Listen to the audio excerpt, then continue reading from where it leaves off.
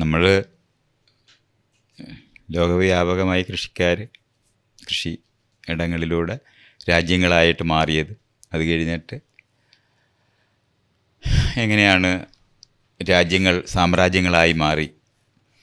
അത് അങ്ങോട്ടും ഇങ്ങോട്ടും ഈ കര ഭാഗമുള്ള പ്രത്യേകിച്ചും യുറേഷ്യ മേഖലയിലാണ് അത് ഇത്രയധികം ആൾക്കാർ അങ്ങോട്ടും ഇങ്ങോട്ടും എംപയർ ഉണ്ടാക്കിയെടുത്തിരുന്നത്. അതേ സമയത്ത് സമാനമായ ചെറിയ ഒരു രീതിയിലാണെങ്കിലും സൗത്ത് അമേരിക്കയും നോർത്ത് അമേരിക്കയിലും എല്ലാം എംപയേഴ്സ് ഉണ്ടായിട്ടുണ്ട്. പക്ഷെ അത് എന്നെ പറ്റിയുള്ള ചരിത്രമൊക്കെ നമ്മൾ ഇപ്പോൾ പഠിച്ചിട്ടൊക്കെ വരുന്നേ ഉള്ളൂ. നമുക്ക് ഒരു യൂറോപ്യൻ ചരിത്രങ്ങളായിരുന്നു. യൂറോപ്യൻ ചരിത്രവും മാത്രമല്ല ഏഷ്യയൊക്കെ ഉള്ളതൊക്കെ നമുക്ക് കണക്റ്റഡ് ആയിട്ടുള്ള രാജ്യങ്ങളെല്ലാം നടന്നിരുന്ന സംഭവങ്ങളെപ്പറ്റി നമുക്ക് അങ്ങനെ അറിയാമായിരുന്നു. പക്ഷെ അതിനെല്ലാം ഒരേപോലുള്ള പാറ്റേണും അത് ഒരു രാജ്യം ബലമുള്ളതായി മാറുമ്പോൾ തൊട്ടടുത്തുള്ള രാജ്യങ്ങൾ കീഴടക്കപ്പെടുന്നത് എങ്ങനെയാണെന്നുള്ളതിൻ്റെ ഒരു പാറ്റേൺ നമുക്ക് പിന്നെ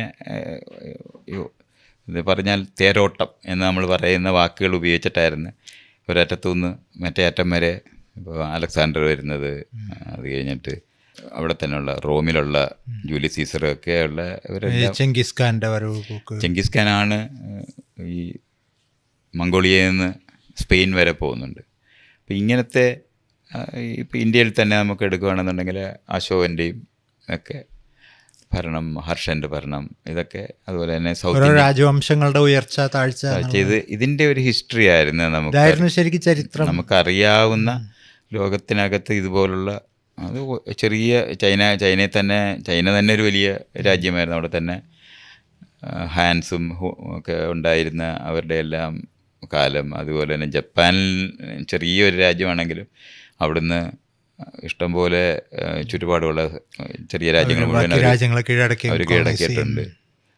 ഈ ഇന്ത്യയിലെ തന്നെ സൗത്ത് ഇന്ത്യയിലെ കൃഷ്ണദേവരായയുടെ കഥ ഉണ്ട്. അത് ഒരു 300, 400, 500 വർഷം വരെ നീണ്ടുപോയ സാമ്രാജ്യങ്ങളുണ്ട്. ചോള, ചേര, പാണ്ഡ്യ, ഇവരെല്ലാവരും ഇങ്ങനത്തെ ഒരു സെയിം പാറ്റേണിനകത്ത് എവിടെയും നമുക്ക് നോക്കിയാൽ ഇതിങ്ങനെ കാണാൻ പറ്റും.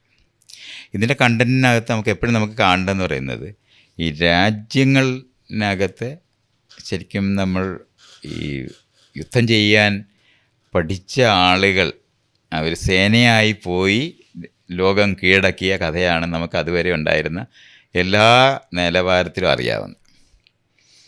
ഇതിനൊരു വ്യത്യാസം വരുന്നത് ഈ യൂറോപ്പിലെ ധാരാളം ജനങ്ങൾ ഭക്ഷണം ഉണ്ടായി, ശരിക്കും പറഞ്ഞാൽ പുഴുഞ്ഞുരയ്ക്കുന്ന പോലെ മനുഷ്യരുണ്ടായ ഒരു സ്ഥലമാണ്.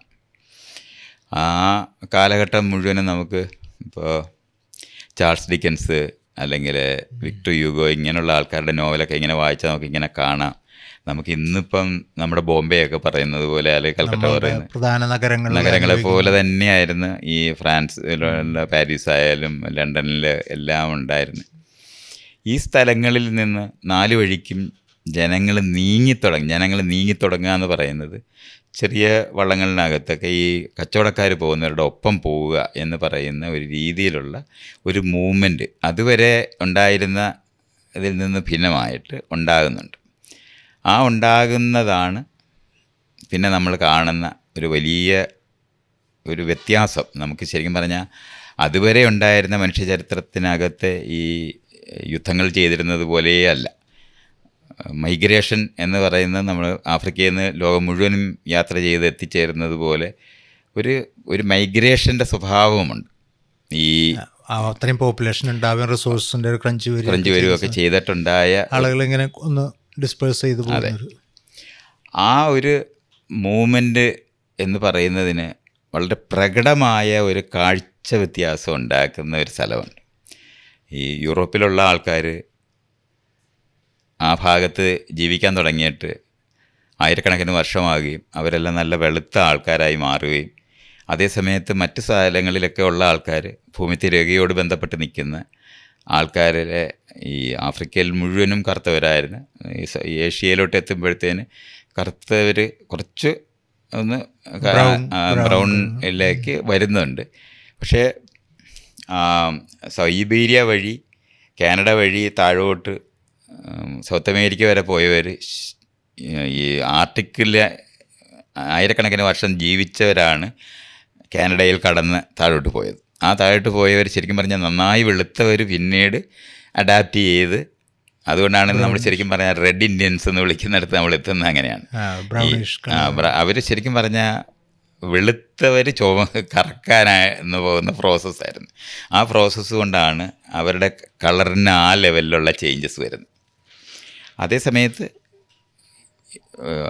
നോർത്ത് സൈഡിലോട്ടുള്ള എല്ലാ സ്ഥലത്തും, ഇപ്പം റഷ്യയിലായാലും ചൈനയിലായാലും എല്ലാം ആ വെളുത്ത വിഭാഗം തന്നെയാണ്. അവർ കണ്ടാൽ വ്യത്യാസപ്പെട്ട് നിൽക്കുന്ന ജനതയാണെന്നുണ്ടെങ്കിലും അവർ അതാത് പ്രദേശങ്ങളിൽ തന്നെ നിൽക്കുകയും വല്ലപ്പോഴും മാത്രം ഈ ആരെങ്കിലും ഒരു യാത്രാ വിവരണത്തിന് പോകുന്ന പോലെ യാത്ര ചെയ്യുന്നവരോ അല്ലെങ്കിൽ ഒറ്റയ്ക്ക് തെറ്റയ്ക്ക് ഓരോ ആൾക്കാർ പോയി കണ്ടിട്ട് വന്ന് പറയുന്ന കഥകളിലല്ലാതെ ഒരു എക്സ്പീരിയൻസും ആളുകൾ തമ്മിലുണ്ടായിട്ടേ ഇല്ല. അത്തരത്തിലുള്ള ഇൻട്രാക്ഷൻ അത്രയും ശക്തമായ രീതിയിലുണ്ടായിരുന്നില്ല. ട്രേഡ് വള്ളത്തിൽ പോയിട്ട് അത് നേരത്തെ ആ പോകുന്ന ആൾക്കാർ അവിടെ സെറ്റിൽ ചെയ്യുക എന്ന് പറയുന്നൊരു സംഭവമില്ലായിരുന്നു. അവരങ്ങനെ തിരിച്ചു പോവുക ചെയ്യുന്നത്. കേരളത്തിലായാലും വളരെ മുന്നേ അറേബ്യയെന്നും ചൈനയിൽ നിന്നൊക്കെ നമ്മളിപ്പം നമുക്കിപ്പോൾ കേരളത്തിനെ തന്നെ നമ്മളിങ്ങനെ എടുക്കുകയാണെന്നുണ്ടെങ്കിൽ ഗ്രീസിൽ നിന്ന് ആരംഭിച്ച് അത് കഴിഞ്ഞ് റോമാക്കാരിൽ വരുന്നുണ്ട്, അതിനുശേഷം ചൈനക്കാർ വരുന്നുണ്ട്, അതിനുശേഷം അറേബ്യക്കാർ വരുന്നുണ്ട്, അതിനുശേഷമാണ് നമ്മൾ യൂറോപ്യൻസ് എന്ന് പറയുന്നത് പോർട്ടുഗീസുകാർ, ഡച്ചുകാർ, ഫ്രഞ്ചുകാർ, ഇംഗ്ലീഷുകാർ, ഇത്രയും പേര് വള്ളത്തിലെത്തുന്ന ഒരു പ്രോസസ്സാണ്. പക്ഷേ ഈ ഇത്തവണത്തെ ആ മൂവ്മെൻറ്റിനകത്തുണ്ടായിരുന്ന കണ്ടൻറ്റിനകത്ത് ഞാൻ നേരത്തെ പറഞ്ഞ ഒരു മൈഗ്രേറ്ററി സ്വഭാവമുണ്ട്. അതുകൊണ്ട് വളരെ ദരിദ്രരായ ആൾക്കാരും ഈ വെള്ളത്തിനകത്ത് കയറി വരുന്ന, അവിടെ ജീവിക്കാൻ കഴിയാതാകുന്ന നിലവാരത്തിൽ ജനസംഖ്യ വർദ്ധിക്കുന്ന ഒരു സ്ഥലവുമുണ്ട്. പക്ഷേ ഏറ്റവും വലിയ വ്യത്യാസം എന്ന് പറയുന്നത് പട്ടാളം വന്നിട്ടല്ല ഈ സ്ഥലങ്ങളിലോട്ടൊക്കെ വരുന്നത്. പട്ടാളക്കാരില്ല.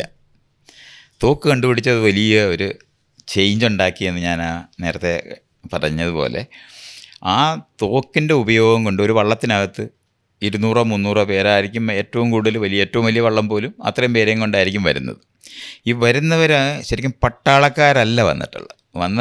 ഇതിനകത്ത് 80% പേരും കച്ചവടക്കാരാണ്. ഈ മറ്റേ ഈസ്റ്റ് ഇന്ത്യ കമ്പനി എന്നൊക്കെ ഈസ്റ്റ് ഇന്ത്യ കമ്പനി എന്ന് പറയുന്നത് ഇങ്ങേ അറ്റത്താണ്.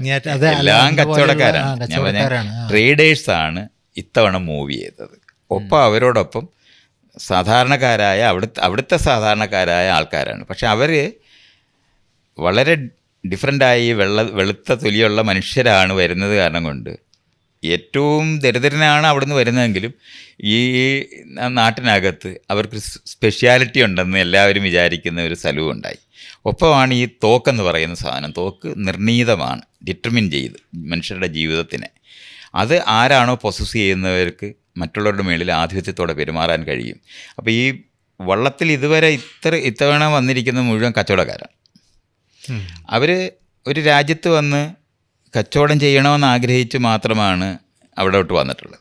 അതുകൊണ്ട് അതിനകത്തൊരു ഒഫൻസ് അനുഭവിക്കുന്ന സ്ഥലം സത്യത്തിലില്ല. ഇവിടെ ഏത് പ്രദേശത്ത് പോയാലും അതാത് പ്രദേശത്തെ ഭരണാധികാരികളായിരിക്കുന്നവരുമായിട്ട് ഇവർ ഇരുന്ന് നെഗോഷിയേറ്റ് ചെയ്തിട്ട് ഇവർക്ക് അവരുടെ താമസിച്ച് കച്ചവടം ചെയ്യുന്നതിനുള്ള ഒരു സൗകര്യം തരുമോ എന്ന് അഭ്യർത്ഥിക്കുന്നവരായിട്ടാണ് എപ്പോഴും വന്നിട്ടുള്ളത്.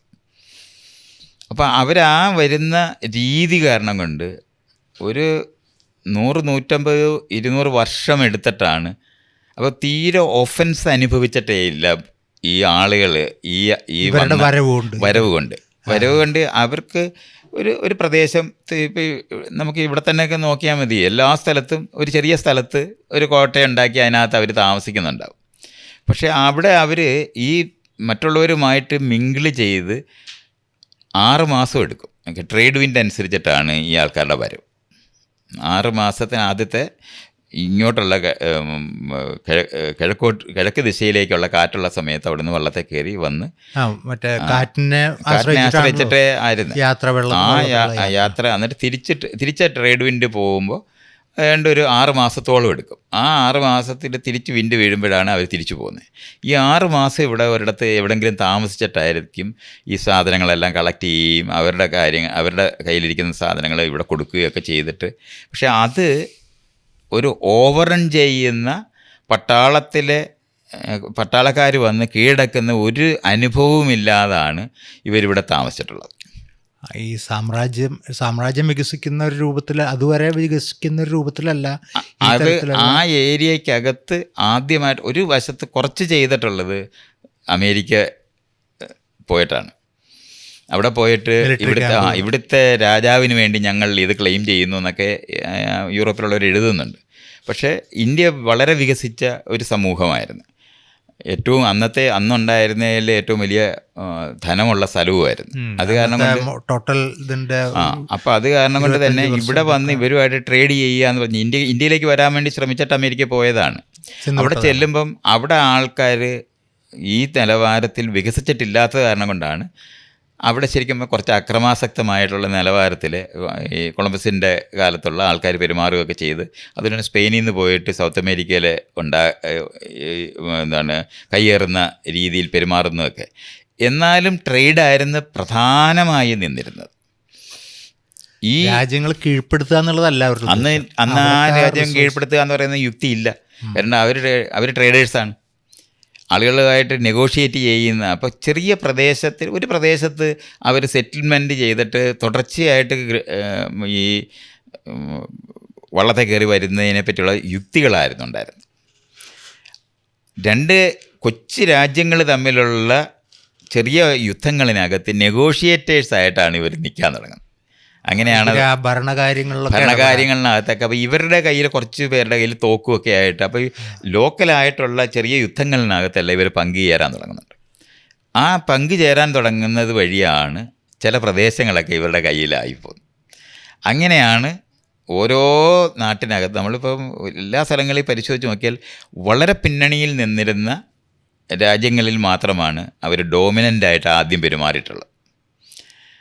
ഇപ്പോൾ ഓസ്ട്രേലിയയിൽ ചെല്ലുന്ന സമയത്ത് അവിടെ അബോർജിൻസാണ്. അവർക്ക് ആകപ്പാട് അവരുടെ കയ്യിലുള്ള ആയുധം എന്ന് പറയുന്നത് ബൂമറാങ് എന്ന് പറയുന്ന ഒരു പാവം പിടിച്ച ഒരു വടിയാണ്. അത് മാത്രമേ ഉള്ളൂ. അവിടുത്തെ ജനത ദരിദ്രരായി കഴിഞ്ഞിരുന്നതിൻ്റെ കാരണം നമ്മൾ കഴിഞ്ഞ ദിവസം പറഞ്ഞ് ഈ അവിടെ ടൈം ചെയ്യാനോ അല്ലെന്നുണ്ടെങ്കിൽ ഗ്രെയിൻസ് തന്നെ കുറവായിരുന്നു. അപ്പോൾ അത് കാരണം കൊണ്ട് അവർ 40,000 വർഷം മുമ്പ് അവിടെ എത്തിച്ചേർന്ന കാലത്തിൽ നിന്ന് വലിയ അകലമില്ലാതെ ജീവിക്കുന്ന മനുഷ്യരായിട്ട് തുടരുന്നുണ്ട്. അതേസമയത്ത് അങ്ങനെയല്ലായിരുന്നു ഇന്ത്യ പോലുള്ള സ്ഥലങ്ങൾ എന്നൊക്കെ പറയുന്നത്. വളരെ വലിയ സാമ്രാജ്യങ്ങളുള്ളതും ചൈന എന്ന് പറയുന്നതും വളരെ വികസിച്ച സമൂഹങ്ങൾ, യൂറോപ്പിനേക്കാളും വികസിച്ച സമൂഹങ്ങളായിരുന്നു ഇന്ത്യയും ചൈനയും. ഏഷ്യയിലെ എല്ലാ സ്ഥലങ്ങളും അല്ല, ജപ്പാൻ ഇതുപോലുള്ള സ്ഥലങ്ങളിലെല്ലാം വളരെയധികം വികസിച്ച സമൂഹങ്ങളാണ്. അപ്പോൾ അവിടെ മുഴുവനും ട്രേഡാണ്. ശരിക്കും പറഞ്ഞാൽ ഈ കോളനൈസേഷനിൽ നിന്ന് നമ്മൾ മനസ്സിലാക്കുന്നത് ആദ്യത്തെ ഫസ്റ്റ് വേവ് എന്ന് പറയുന്നത് കച്ചവടക്കാർ മാത്രം വരുന്ന സ്ഥലമാണ്. കച്ചവടത്തിനുള്ള എഗ്രിമെൻ്റ് ആയിരുന്നു ആദ്യം. കച്ചവടക്കാരായിരുന്നു കടന്നു വന്നിരുന്നത്, അല്ലാതെ ഒരിക്കലും പട്ടാളം വന്നിട്ടില്ല. പട്ടാളം വരിക എന്ന് പറയുന്നത് പതുക്കെയാണ്. ഒരു പ്രദേശം അപ്പോൾ ഇവിടുന്ന് ട്രേഡ് ചെയ്യുന്നവർ അവിടെ പോയി വലിയ പണക്കാരാകുകയും അവിടുത്തെ ലാൻഡ് ഓണിങ് ക്ലാസ് എന്ന് നമ്മൾ പറയുന്ന ഉടമകളായിരിക്കുന്നവർ അവരോട് സമാനമായ വെൽത്തുള്ളവരായിട്ട് ഈ കച്ചവടക്കാർ മാറുന്നതാണ് യൂറോപ്പിനകത്ത് സംഘർഷം ഉണ്ടാക്കുന്ന ഏറ്റവും വലിയ സംഭവമായിട്ട് പിന്നെ മാറുന്നത്. ഒരു വലിയ വ്യത്യാസമാണ്. കച്ചവടത്തിനകത്ത് ഏർപ്പെടുക എന്ന് പറയുന്നത് അതുവരെ അതിനെ താഴെയായിട്ടാണ് കണ്ടിരുന്നത്. ഭൂമിയായിരുന്നു. ഭൂമിയുടെ ഉടമസ്ഥതയുള്ളവരും ഭൂമിയിൽ ഇരിക്കുന്നവരുമാണ് ഞങ്ങളാണ് ഏറ്റവും എല്ലാത്തിനും ആധിപത്യമുള്ളവരായിട്ട്. അപ്പോൾ അത് രാജാവിനോട് ബന്ധപ്പെട്ട് നിൽക്കുന്ന വിഭാഗങ്ങളായിരുന്നു പ്രഭുക്കന്മാരെന്ന് നമ്മൾ പറയുന്നവർ മുഴുവനും. അവരുടെ കയ്യാളുകളെന്നുള്ള നിലവാരത്തിലുണ്ടായിരുന്ന ആൾക്കാരാണ് ഈ കച്ചവടത്തിന് പോയിട്ട്. പക്ഷെ കച്ചവടക്കാർ സ്വാഭാവികമായിട്ടും മറ്റു സ്ഥലങ്ങളിൽ നിന്ന് ഇപ്പം ഇന്ത്യയിൽ നിന്നൊക്കെ കുരുമുളകൊക്കെ അങ്ങോട്ട് കൊണ്ടുചെന്ന് കഴിഞ്ഞാൽ ഒറ്റയടിക്കാണ് ഒരു കപ്പലിനകത്ത് കുരുമുളക് കൊണ്ട് അവിടുത്തെ ലാൻഡ് ഓണിങ് ക്ലാസ്സിനേക്കാളും കൂടുതൽ കാശുള്ളവരായിട്ട് അവർ മാറുന്നുണ്ട്. ഇതേപോലെ പ്രഷ്യസായ മെറ്റൽസ് ഇപ്പം ആഫ്രിക്കയിലാണെന്നുണ്ടെങ്കിൽ സ്വർണ്ണം ഇഷ്ടം പോലെ ഉണ്ടായിരുന്ന സ്ഥലമാണ്. ഇന്നും സ്വർണ്ണം ഇഷ്ടം പോലെ ഉള്ളതാണ്. അപ്പോൾ അത് കാരണം കൊണ്ട് അതുപോലുള്ള മെറ്റൽസ് എല്ലാം കൈകാര്യം ചെയ്യുന്ന ഈ സുഗന്ധദ്രവ്യങ്ങൾ എന്ന് നമ്മൾ പറയുന്നതൊക്കെ വളരെ വില കൂടിയ കാര്യങ്ങൾ, ഇതെല്ലാം കച്ചവടത്തിൻ്റെ ലോകങ്ങളുണ്ടാക്കി. കാപ്പി അതുപോലെ തന്നെ ചായ, ഇതെല്ലാം ലോകവ്യാപകമായി എത്തുന്നത് ഈ ഒരു സമയത്താണ്. അപ്പോൾ അതിൻ്റെ ട്രേഡും ഒപ്പം തന്നെയായിരുന്നു ഈ ശാസ്ത്രീയമായിട്ട് ലോകത്തിനെപ്പറ്റി ജിയോളജി പഠിക്കുക, ചെടികളെപ്പറ്റി പഠിക്കുക, ഇങ്ങനെയുള്ള സാധനങ്ങൾ ഈ കച്ചവടക്കാരുടെ ഒപ്പം തന്നെ ശാസ്ത്രജ്ഞന്മാരായിട്ടുള്ള വിഭാഗങ്ങൾ ഇവരുടെയൊക്കെ കൂടെ യാത്ര ചെയ്ത്, അതുപോലെ തന്നെ ഭൂമിയെപ്പറ്റിയുള്ള അറിവ് വളരെ ഡീറ്റെയിൽഡായിട്ട് പഠിക്കുന്ന, മാപ്പുകൾ ഉണ്ടാക്കുന്ന, അതുവരെയൊക്കെ ഉണ്ടായിരുന്ന ചെറിയ തരത്തിലുള്ള മാപ്പും കാര്യങ്ങളുമൊക്കെ ഇപ്പം ഗ്രീസിലുമൊക്കെ ഉണ്ടായി തുടങ്ങിയിട്ടുണ്ടായിരുന്നു. പക്ഷേ ഡീറ്റെയിൽഡായിട്ട് ഒരു ഗ്ലോബ് ഇങ്ങനെ ഉരുണ്ടതാണ് ഭൂമി എന്ന് വ്യക്തമായിട്ട് മനസ്സിലാകുന്ന നിലവാരത്തിൽ അറിയുന്ന കാലവും എല്ലാം ഈ കച്ചവടക്കാരുടെ യാത്രയോട് ബന്ധപ്പെട്ടാണ് ഉണ്ടായത്. അപ്പോൾ ഓരോ പ്രദേശത്തും ഇവർ എൻട്രി ചെയ്യുന്ന സമയത്ത് ആ എൻട്രി ചെയ്യുക എന്ന് പറയുന്ന ഒരു വലിയ പട്ടാളത്തിൻ്റെ ലോജിസ്റ്റിക്സ് ആവശ്യമേ ഇല്ലായിരുന്നു. മറ്റേ ഒരു പട്ടാളം മൂവ് ചെയ്ത് വന്നു കഴിഞ്ഞാൽ അവരവിടെ താമസിച്ച് ഭക്ഷണം കഴിക്കുന്നതിനും അവിടെ ജീവിച്ചു പോകുന്നതിനും ഒക്കെ വേണ്ടി വരുന്ന വലിയ ഒരു ചിലവ് ഉണ്ടാക്കുന്ന ഒരു പ്രക്രിയയാണ് ഈ പട്ടാളത്തിൻ്റെ മൂവ്മെൻ്റ് എന്ന് പറയുന്നത്. ഇത് തീരെ തിരിച്ചാണ്. ചെറിയ സംഘങ്ങൾ പോയിട്ട് പതുക്കെയാണ് ശരിക്കും പറഞ്ഞാൽ ഒരു 300-400 വർഷം കൊണ്ടാണ് ഭരണവ്യവസ്ഥയുള്ള ഭരണത്തിലേക്ക് എൻട്രി ചെയ്യുന്ന. അതുവരെ ഈ രാജാക്കന്മാരുമായിട്ട് നെഗോഷിയേറ്റ് ചെയ്ത് ചില പ്രദേശം അവരുടെ കയ്യിലായി പോവുക, അവിടെ ഉണ്ടായിരുന്ന എന്ത് സിസ്റ്റമാണോ അതങ്ങനെ ഉപയോഗിക്കുക എന്നൊക്കെ ഉള്ളത് മാത്രമാണ് അവർ ചെയ്തിരുന്നത്. ആ ഒരു ഡിഫറൻസ് ഇതുവരെയുള്ള മനുഷ്യ ചരിത്രത്തിനകത്ത് പട്ടാളം വന്ന്, ഇപ്പം ഞാൻ പറഞ്ഞല്ലോ ചെങ്കിസ് ഖാൻ്റെ കാര്യമോ അല്ലെന്നുണ്ടെങ്കിൽ അലക്സാണ്ടറുടെ കാര്യമോ ഒക്കെ നമ്മളിങ്ങനെ പുറകോട്ട് പോയിട്ട് നമ്മൾ നോക്കുകയാണെങ്കിൽ എല്ലാം രാജാവിനും രാജാവിൻ്റെ സേനയും എത്തിച്ചേർന്ന് കീഴടക്കിയതിന് ഇന്ന് വളരെ ഡിഫറൻ്റായ ഒന്നാണ് ഈ കോളനൈസേഷൻ എന്ന് നമ്മൾ ഇന്ന് പറയുന്ന കോളനൈസേഷൻ എന്ന് പറഞ്ഞ് ലോകവ്യാപകമായി ഉണ്ടായത്. അപ്പോൾ ഈ പെട്ടെന്നാണ് ഇപ്പം ആളുകൾ ഉപയോഗിച്ച് കീഴടക്കി എത്രയോ വർഷമായി കഴിഞ്ഞിരുന്നെങ്കിലും ഒരു പ്രദേശത്തെ ജനതയ്ക്ക് റെസിസ്റ്റ് ചെയ്യാൻ കഴിവില്ലാത്ത ജനതയെ പിടിച്ചുകൊണ്ട് പോയി പണിയെടുപ്പിക്കാൻ പറ്റുമെന്ന് കണ്ടുപിടിക്കുന്ന ആധുനികമായ സ്ലേവറി വളരെ ഡിഫറൻ്റായിട്ട് നമ്മൾ മനസ്സിലാക്കണം. പണ്ട് കീഴടക്കിയവരെ സ്ലേവ്സാക്കി മാറ്റുക എന്ന് പറയുന്ന ഒരു സ്ഥലമുണ്ട്. ഗോത്രങ്ങൾ തമ്മിലോട്ട് അങ്ങനെയായിരുന്നു കടന്നു വന്നുകൊണ്ടിരുന്നത്. തട്ട് സമൂഹം എങ്ങനെ ഉണ്ടായെന്ന് ഞാൻ പറഞ്ഞതിന് ശേഷം ഇവിടെ എത്തുമ്പോഴങ്ങനല്ല. ഇത് തന്നെ ഒരു കമ്മോഡിറ്റി ആയിട്ട് മാറുന്ന ഒരു സ്ഥലമുണ്ടായി. ഇപ്പം ഓസ്ട്രേലിയയിലുണ്ടായിരുന്ന മുഴുവൻ ജനത അവർക്ക് ഒരു തരത്തിലും റെസിസ്റ്റൻസ് പറ്റാത്ത തരത്തിൽ അവിടെ ഒരു ഭരണ സംവിധാനം തന്നെ ഇല്ല. ചെറിയ ഗോത്രങ്ങൾ ഹണ്ടർ ഗാദറേഴ്സായിട്ട് തന്നെ കഴിയുന്നവരായിരുന്നു. അവരെ കൂട്ടായിട്ട് വള്ളത്തെ പിടിച്ച് ബലപ്രയോഗത്തോടെ കയറ്റി വള്ളത്തിൽ കൊണ്ടുപോയിട്ട് എവിടെങ്കിലും കൊണ്ടുപോയി വിറ്റുകളയാന്ന് പറയുന്നതല്ല, ശരിക്കും പ്ലാന്റേഷൻസ് ഉണ്ടാക്കി അതിനകത്ത് ജോലിക്കാരാക്കി മാറ്റുക എന്ന് പറയുന്ന സാധനം അത് ഓസ്ട്രേലിയയിലുള്ളവരെ ചെയ്ത്, ഈ ആഫ്രിക്കയിലുള്ളവരെ ചെയ്ത്, അത് ഒരു ഭയങ്കര അതുവരെ ഇല്ലാതിരുന്ന ഒരു സംഭവമാണ്. പക്ഷേ അതിനെ നമ്മൾക്ക് വേറെ നിലവാരത്തിൽ നമ്മൾ ഇതിനെ കണ്ണിച്ചോരയില്ലാത്ത ഒരു പ്രവൃത്തിയായിട്ട് കാണുമ്പോഴും മനുഷ്യർ പല സ്ഥലത്തുള്ള മനുഷ്യർ തമ്മിൽ മിങ്കിള് ചെയ്യുന്നതിന് അതൊരു വലിയ കാര്യമായി മാറിയായിരുന്നു. കേരളത്തിൽ തന്നെ മലേഷ്യ, സൗത്ത് ആഫ്രിക്ക അത് പിന്നീട് വരുന്ന പിന്നീടാണ്. പക്ഷേ ഈ തോട്ടം തൊഴിൽ അത് പിന്നീടെന്ന് പറഞ്ഞാൽ തോട്ടം ഉണ്ടായതിന് ശേഷം മറ്റേ തോട്ടം ഉണ്ടാക്കുന്ന പണിയുണ്ട്. അത് വലിയ ഡിഫറൻ്റാണ്, നമുക്ക് ചിന്തിക്കാനൊക്കാത്തതാണ്. കാട് വെട്ടിത്തെളിക്കേണ്ടതുണ്ട്. ഇപ്പോൾ ഒരു പ്രദേശത്ത് ജനതയുണ്ട്, ആ ജനതയെ ഉപയോഗിച്ച് ഇത് ചെയ്യുക എന്ന് പറയുന്നത് ഇത് അങ്ങനെ കഴിയുന്നില്ല. അത്രയും വലിയ തിക്കായിട്ടുള്ള വലിയ ഫോറസ്റ്റുകൾ വെട്ടിത്തെളിച്ച് കൃഷിസ്ഥലമാക്കി മാറ്റുക എന്ന് പറയുന്നതാണ് ഈ കോളനൈസേഷൻ്റെ ഭാഗമായി ലോകത്ത് നടന്നിട്ടുള്ളത്. അതുതന്നെ ഇപ്പം അവർക്ക് ആവശ്യമുണ്ട് എന്ന് പറഞ്ഞാൽ ഒരു പ്രദേശത്ത് ഉണ്ടായിരുന്ന ആരാണോ ആധിപത്യത്തോടെ വന്നിട്ടുള്ളത് അവരുടെ ആവശ്യത്തിനുള്ള കൃഷിസ്ഥലങ്ങൾ ഉണ്ടാക്കിയെടുക്കുക എന്ന് പറയുന്നതുണ്ട്. ഇപ്പോൾ യൂറോപ്പിനകത്ത് ഓരോ രാജ്യങ്ങളിനകത്ത് അവരുടെ ആവശ്യങ്ങൾ അവിടെ ഏറ്റവും കൂടുതൽ വിൽക്കാൻ പറ്റുന്ന ഏതാണ്, ഇത് ക്ലൈമറ്റിനെ പറ്റിയുള്ള അറിവ്, ജിയോഗ്രഫിയെ പറ്റിയുള്ള അറിവ്, ഇതൊക്കെ വർദ്ധിക്കുന്നുണ്ട്. ഇതിനനുസൃതമായിട്ട് ഈ മാപ്പ് എടുത്ത് നമ്മളിങ്ങനെ ഉണ്ടാക്കി അതിനകത്ത് ഇപ്പോൾ കാപ്പി ആഫ്രിക്കയിലെ ഉണ്ടായതാണെങ്കിലും അതും വേറെ ഇന്ന സ്ഥലത്തൊക്കെ കിളിക്കും എന്ന് പറയുന്നത് കണ്ടെത്തുന്ന ഒരു പണിയുണ്ട്. അതേ കൊക്കോ ഇതെല്ലാം നമ്മൾ ഓരോന്നേരം എടുത്ത് നോക്കിയാൽ മതി.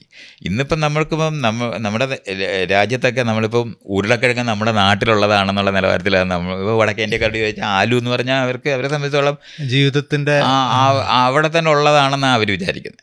അതേസമയത്ത് നമ്മളിപ്പോൾ നമ്മൾ കപ്പലണ്ടി എന്ന് പറയുന്നത് കപ്പലിൽ വന്നതാണെന്നുള്ളതാണ് കപ്പലണ്ടി എന്ന് പറയുന്നത്. പക്ഷെ എന്നാലും ശരി, നമ്മളെ സംബന്ധിച്ചോളം റോഡിൻ്റെ സൈഡിലെല്ലാം നമ്മൾ തിന്നുന്ന കപ്പലണ്ടിയാണ്. അതൊരിക്കലും പറങ്കികൾ കൊണ്ടുവന്നതാണെന്ന്. അതിൻ്റെ മലയാളികളുടെ തമാശ എന്ന് പറയുന്നൊരു സാധനങ്ങളുണ്ട്. കാഷ്യൂ നെട്ട് എന്നുള്ളത് കാശ് നെട്ടാണ് എന്ന് മലയാളി പറഞ്ഞപ്പം സായിപ്പ് തെറ്റിദ്ധരിച്ചതാണെന്ന് പറഞ്ഞിട്ട് പറയാം. അപ്പോൾ അവന്മാർ കൊണ്ടുവന്നതാണെന്നെങ്കിലും ഓർക്കണ്ടേ. ഇവൻ ഈ കപ്പ കൊള്ളി അതൊക്കെ അവസാനം തപ്പി നോക്കി ഇങ്ങനത്തെ തമാശകൾ പറയുമ്പോഴും നമ്മൾ മനസ്സിലാക്കാനുള്ളത് ഈ തരത്തിലുള്ള ലോകവ്യാപകമായ ഭക്ഷണത്തിനോ അതുപോലെ തന്നെ വ്യത്യസ്തമായിട്ടുള്ള ഇത്തരത്തിലുള്ള വിഭവങ്ങൾ ഏത് രാജ്യത്ത് എവിടെ കിളിപ്പിച്ചാൽ ഇത് പിടിക്കും എന്ന് പറയുന്നത് മുഴുവൻ അവർ ചെയ്തെടുക്കുന്നുണ്ട്. ഈ ചെയ്തെടുക്കുന്നതിനോടൊപ്പം തന്നെയാണ് ഈ ആളുകളെ പിടിച്ചുകൊണ്ട് പോയി സകല സ്ഥലങ്ങളിനകത്ത് അടിമപ്പണി ചെയ്യിച്ച്. ഇപ്പം നമുക്ക് ഇവിടെ തന്നെ നമ്മുടെ നാട്ടിൽ തന്നെ ഈ തട്ട് സമൂഹം എന്ന് ഞാൻ പറയുമ്പോൾ ഏറ്റവും താഴെയുള്ളവരെ അതാത് പ്രദേശത്തുള്ളവർ അവിടെ അടിമകളാക്കി വെച്ചിരിക്കുകയായിരുന്നു എന്നുള്ള യാഥാർത്ഥ്യം നമ്മൾ മനസ്സിലാക്കണം. അത് കാരണം കൊണ്ട് അവരെ ക്രയവിക്രയം ചെയ്യാനായിട്ട് ആർക്കും ഒരു മടിയില്ലായിരുന്നു. അതുകൊണ്ട് ഇന്ത്യ പോലുള്ള രാജ്യത്തുള്ള ആൾക്കാരെ മുഴുവനും ഇപ്പം നമ്മളിപ്പോൾ മൗറീഷ്യസിൽ പോയാലോ അല്ലെന്നുണ്ടെങ്കിൽ ഫിജിയിലെ ഇന്ത്യക്കാർ മാത്രമേ ഉള്ളെന്ന് തോന്നുന്നു, അത്രയും ഉണ്ട്. അതേപോലെ തന്നെ സൗത്ത് ആഫ്രിക്ക, വെസ്റ്റ് ഇൻഡീസ് മുഴുവനും, നമ്മൾ വെസ്റ്റ് ഇൻഡീസ് എന്ന് പറയുന്ന ആ ഈ ദ്വീപ ശൃംഖല മുഴുവനും ഉണ്ടായി. അപ്പോൾ ഇങ്ങനെ എല്ലാ സ്ഥലത്തുമുള്ള മനുഷ്യരെയും എല്ലാ സ്ഥലത്തുമുള്ള വിഭവങ്ങൾ അങ്ങോട്ടും ഇങ്ങോട്ടും ഈ കച്ചവടക്കാരുടെ കയ്യിലൂടെ ലോകവ്യാപകമായി പെട്ടെന്നാണ് അങ്ങോട്ടും ഇങ്ങോട്ടും കൊടുക്കൽ വാങ്ങലുണ്ടായി പോയത്. ഇപ്പോൾ നമുക്ക് വിഭവങ്ങളെന്ന് പറയുന്ന സമയത്ത് നമ്മൾ കൈതച്ചക്ക എന്ന് പറയുന്നത്, കടച്ചക്ക എന്ന് പറയുന്നത്, കൈതയും കടച്ചക്കയും എല്ലാം രണ്ടും തമ്മിൽ നമ്മളിത് പറയുമ്പോൾ ഇതെല്ലാം മറ്റേ സൗത്ത് അമേരിക്കയിൽ നിന്ന് വന്നതാണ്.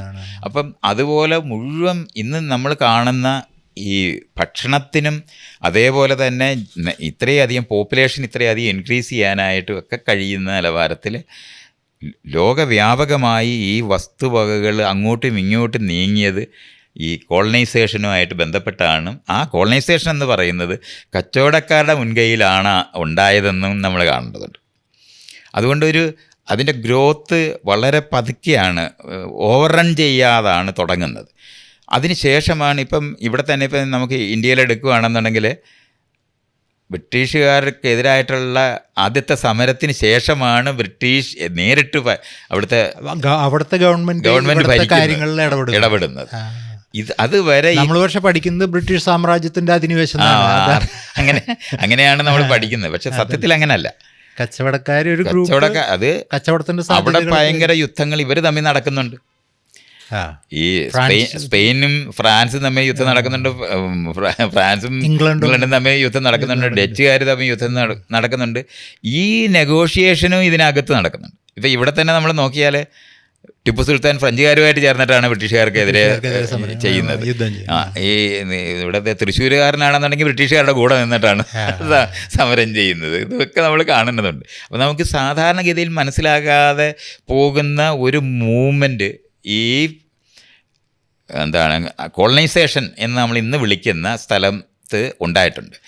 ആളുകൾ യാത്ര ചെയ്യുന്നതിലൂടെ അല്ലെങ്കിൽ കച്ചവടത്തിൻ്റെ സാധ്യതകളും ഈ പ്രൊഡക്ഷൻ മെക്കാനിസങ്ങളൊക്കെ അവരവരുടെ ലാഭത്തിന് വേണ്ടി തന്നെ ആയാലും ശരി, അതിലൂടെ ഈ ടെക്നോളജിയും കാര്യങ്ങളും ഇതൊക്കെ എല്ലായിടത്തും എത്തുകയും അതാണ് ഈ എക്സ്ചേഞ്ച് എന്ന് പറയുന്നത് വലിയ രീതിയിലാണ്. അവർ പ്രതീക്ഷിക്കാത്ത അതിലും വലിയ മനുഷ്യക്കടത്തും ഈ സാധനങ്ങൾ കടത്തുന്നത് ഒപ്പമാണ് സാങ്കേതിക വിദ്യയുടെ വികാസം. ഓരോ പ്രദേശത്ത് ഈ ആളുകൾ വന്നിട്ട് അവിടെ തന്നെ അവർ എസ്റ്റാബ്ലിഷ് ചെയ്യുന്നുണ്ട്. ആ എസ്റ്റാബ്ലിഷ് ചെയ്യുന്ന നിരന്തരം ഇവിടുന്ന് സ്വത്തുണ്ടാക്കി കൊണ്ടുപോകുന്നതിന് വേണ്ടി തന്നെയാണത് ചെയ്തിരുന്നത്. പക്ഷെ അതേ സമയത്ത് അവിടെ ലഭ്യമായിരുന്ന എല്ലാ സാങ്കേതിക വിദ്യയും ഇവിടെയും ഓരോ സ്ഥലങ്ങളിൽ ലഭ്യമാക്കുക എന്ന് പറയുന്ന ഒരു പണി ചെയ്യുന്നുണ്ട്. ഇപ്പോൾ അമേരിക്കയിൽ നമ്മൾ നോക്കുകയാണെങ്കിൽ ആദ്യകാലത്ത് തന്നെ ട്രെയിൻ കണ്ടുപിടിക്കുന്ന സമയത്ത് തന്നെ അവിടെയും ട്രെയിൻ ഉണ്ടാകുന്നുണ്ട്, റെയിലും അതേ ട്രെയിനും സമയത്ത് തന്നെ ഇന്ത്യയിലും ട്രെയിൻ ഉണ്ടാകുന്നുണ്ട്. ഇത് നമ്മൾ ഇങ്ങനെ കാണണം. ഈ ഒരു മെക്കാനിസത്തിൻ്റെ അതുവരെ ഉണ്ടായിരുന്ന വ്യത്യാസം ഒരു വലിയ ഏകീകരണം, അതൊരു സൂത്രശാലിത്വവും ബലപ്രയോഗത്തിൻ്റെയും കണ്ണിച്ചോരയില്ലാത്ത പെരുമാറ്റത്തിൻ്റെയും ഒക്കെ ഫലമാണെങ്കിലും മനുഷ്യർ തമ്മിൽ അതുവരെ ഇല്ലാത്ത ഒരു ജനിതകമായ കൂടിച്ചേരുകയും കൂടെ നടക്കുന്നുണ്ടായിരുന്നു. അതുകൊണ്ട് ഈ ആളുകൾ 6 മാസം താമസിച്ച് പോകുമ്പോഴത്തേന് ചുറ്റുപാടുമുള്ളവരുമായിട്ട് ലൈംഗിക ബന്ധത്തിൽ ഏർപ്പെട്ട് അത്തരത്തിൽ കുഞ്ഞുങ്ങളുണ്ടാകുക എന്ന് പറയുന്നത് വലിയൊരു മിക്സ്ചറാണ് പിന്നെ മനുഷ്യരുടെ ഇടയിൽ ഒക്കെ അങ്ങ് ഉണ്ടാകുന്നത്. വെളുത്തവരും കറുത്തവരും മഞ്ഞ ആയവരും ചുവന്നവരും ഒക്കെ ആയി ജിയോഗ്രഫി കൊണ്ട് ഒക്കെ സെറ്റിൽഡായി പോയ ആളുകൾ അങ്ങനെ അല്ലാതെ കൂട്ടിക്കലർന്ന് നമ്മൾ ഇന്ന് കാണുന്ന ഭയങ്കര ഡിഫറൻ്റായ ഒരു സംഭവമാണ് ഈ കോളനൈസേഷൻ എന്ന് പറഞ്ഞ് ഉണ്ടായിട്ടുള്ളത്. അത് ഈ വെള്ളം കണ്ടുപിടിക്കുകയും റോഡ് ഉണ്ടാവുകയും യാത്ര ചെയ്യാനുള്ള പുതിയ സംവിധാനങ്ങൾ വരിക, അതിൻ്റെ ഒപ്പം ആയുധം അവർക്ക് സ്വയരക്ഷയ്ക്കോ അല്ലെങ്കിൽ ആളുകൾ ആയുധം ഉണ്ടാവുകയൊക്കെ ചെയ്തതിൻ്റെ ഭാഗമായിട്ട് ഈ മൂവ്മെൻറ്റ് കൂടുകയും ആളുകൾ തമ്മിൽ ഇൻട്രാക്ഷൻ വളരെയധികം കൂടുകയും ചെയ്തു. അതെ, ആ ഉണ്ടായതിനകത്തെ ഒരു ബ്രേക്ക് ത്രൂ ഉണ്ടാക്കുന്ന അതുവരെ മനുഷ്യ ചരിത്രത്തിനകത്ത് നേരത്തെ നമ്മൾ പുരുഷൻ്റെ ബലം എങ്ങനെയാണ് അതുവരെ ഉണ്ടായിരുന്ന എല്ലാ സാമ്രാജ്യങ്ങളും അടിസ്ഥാനമായി മാറുകയും അവർ പരസ്പരം പോരടിക്കുന്നതിന് പകരം അവരുടെ ബലം നിർമ്മാണ പ്രക്രിയയ്ക്ക് മാറ്റാൻ പറ്റുമെന്ന് കൃഷിക്കാരുടെ സമയത്ത് കണ്ടെത്തി എങ്ങനെയാണോ വന്നിരിക്കുന്നതിന് ഈ ബലത്തിൻ്റെ കേന്ദ്രമായിട്ട് അതുവരെ ഉണ്ടായിരുന്ന ലോകത്തിൻ്റെ വികാസത്തിൻ്റെ കേന്ദ്രമായിട്ടിരുന്ന പുരുഷ ബലത്തിന് മസിൽ പവർ എന്ന് പറയുന്നതിന് ഒരു മാറ്റം ഉണ്ടാകുന്നത് സ്റ്റീം എൻജിൻ ലോകത്ത് കണ്ടുപിടിക്കുന്ന വഴിയാണ്. എന്ന് പറഞ്ഞാൽ യൂറോപ്പിലെ പ്രത്യേകിച്ച് ഇംഗ്ലണ്ടിലെ സ്റ്റീം എൻജിൻ ജെയിംസ് വാട്ട് കണ്ടുപിടിക്കുമ്പോൾ മനുഷ്യൻ്റെ ബലം അല്ലെന്നുണ്ടെങ്കിൽ നമ്മൾ മൃഗങ്ങളുടെ ബലമാണ്. പിന്നെ കുതിര നമ്മൾ ഉപയോഗിച്ചിരുന്ന, കാള ഉപയോഗിച്ചിരുന്ന, ഒട്ടകത്തിന് ഉപയോഗിച്ചിരുന്ന ഇതിന് വ്യത്യാസപ്പെട്ട് മനുഷ്യബലം എന്ന് പറയുന്നത്, മനുഷ്യനെന്നല്ല പുരുഷബലം എന്ന് പറയുന്നതിൻ്റെ ബലത്തിന് മാറ്റി വേറൊരു ആരെങ്കിലും വേദനിപ്പിക്കാതെ, ആരെങ്കിലും കീഴടക്കാതെ, ആരുടെയെങ്കിലും മേളിൽ പ്രവർത്തിക്കാതെ ഒരു ബലം ഉണ്ടാകുന്ന സാധനമാണ് സ്റ്റീം എൻജിൻ. സ്റ്റീം എൻജിൻ കണ്ടുപിടിച്ചതാണ് മനുഷ്യ ചരിത്രത്തിനകത്ത് അതുവരെ ഉണ്ടായിരുന്ന സിസ്റ്റത്തിന് മുഴുവൻ മാറ്റം ഉണ്ടാക്കുന്ന ഒരു കാര്യം. ആ സ്റ്റീം എൻജിൻ കണ്ടുപിടിക്കുക എന്ന് മാത്രമല്ല, അത് ഉപയോഗിച്ച് വള്ളങ്ങളിനകത്ത് ഫിറ്റ് ചെയ്ത് അത് ഓടിക്കാൻ തുടങ്ങുന്നതോടെ ഇപ്പോൾ 1.5 മാസം 2 മാസം 3 മാസമൊക്കെ എടുത്ത്, അല്ലെങ്കിൽ ഈ 6 മാസം കാത്തു കിടന്ന് തിരിച്ചു പോകുന്ന കംപ്ലീറ്റ് അങ്ങ് മാറി. സ്പീഡ് കൂടി പെട്ടെന്ന് പറഞ്ഞാൽ ഏറ്റവും ഹോസ്റ്റൈലായിട്ടുള്ള സമയത്തും മറ്റ് സ്ഥലങ്ങളിൽ എത്താനും എടുക്കാനും. അതുകൊണ്ടാണ് ത്വരിതഗതി എന്ന് എടുത്തുന്നത് നമ്മൾ പറയുന്നത്. വളരെ സ്പീഡുള്ള, വളരെ വേഗതയിലുള്ള മാറ്റം സകല സ്ഥലങ്ങളിലും അങ്ങോട്ടുണ്ടാകുന്ന, അത് ഈ ഒരു ഇൻഫ്രാസ്ട്രക്ചർ ലോകം മുഴുവനും കൂടെ ഇതിങ്ങനെ കണക്റ്റഡായിട്ട് നിൽക്കുന്ന ആ അവസ്ഥയ്ക്കകത്താണ് ഈ കണ്ടെത്തൽ വന്നത്. കാരണം കൊണ്ട് പെട്ടെന്നാണ് മനുഷ്യൻ്റെ ഈ സ്വത്തുൽപാദിപ്പിക്കുന്ന മേഖലയ്ക്കകത്തുണ്ടായിരിക്കുന്ന കുതിച്ചുചാട്ടം വളരെ ഡിഫറൻ്റായിട്ട് എല്ലാ കാര്യത്തിലും അങ്ങ് ബാധിക്കുന്നു. ഒന്നിനു പുറകെ പുത്തൻ മെഷീൻസ് കണ്ടുപിടിക്കുക എന്ന് പറയുന്നത്, അതാണ് വ്യാവസായിക വിപ്ലവം എന്ന് നമ്മൾ പറയുന്നത്. ഈ ഒരു എനർജി സോഴ്സ് ഈ വ്യത്യാസമാണ്.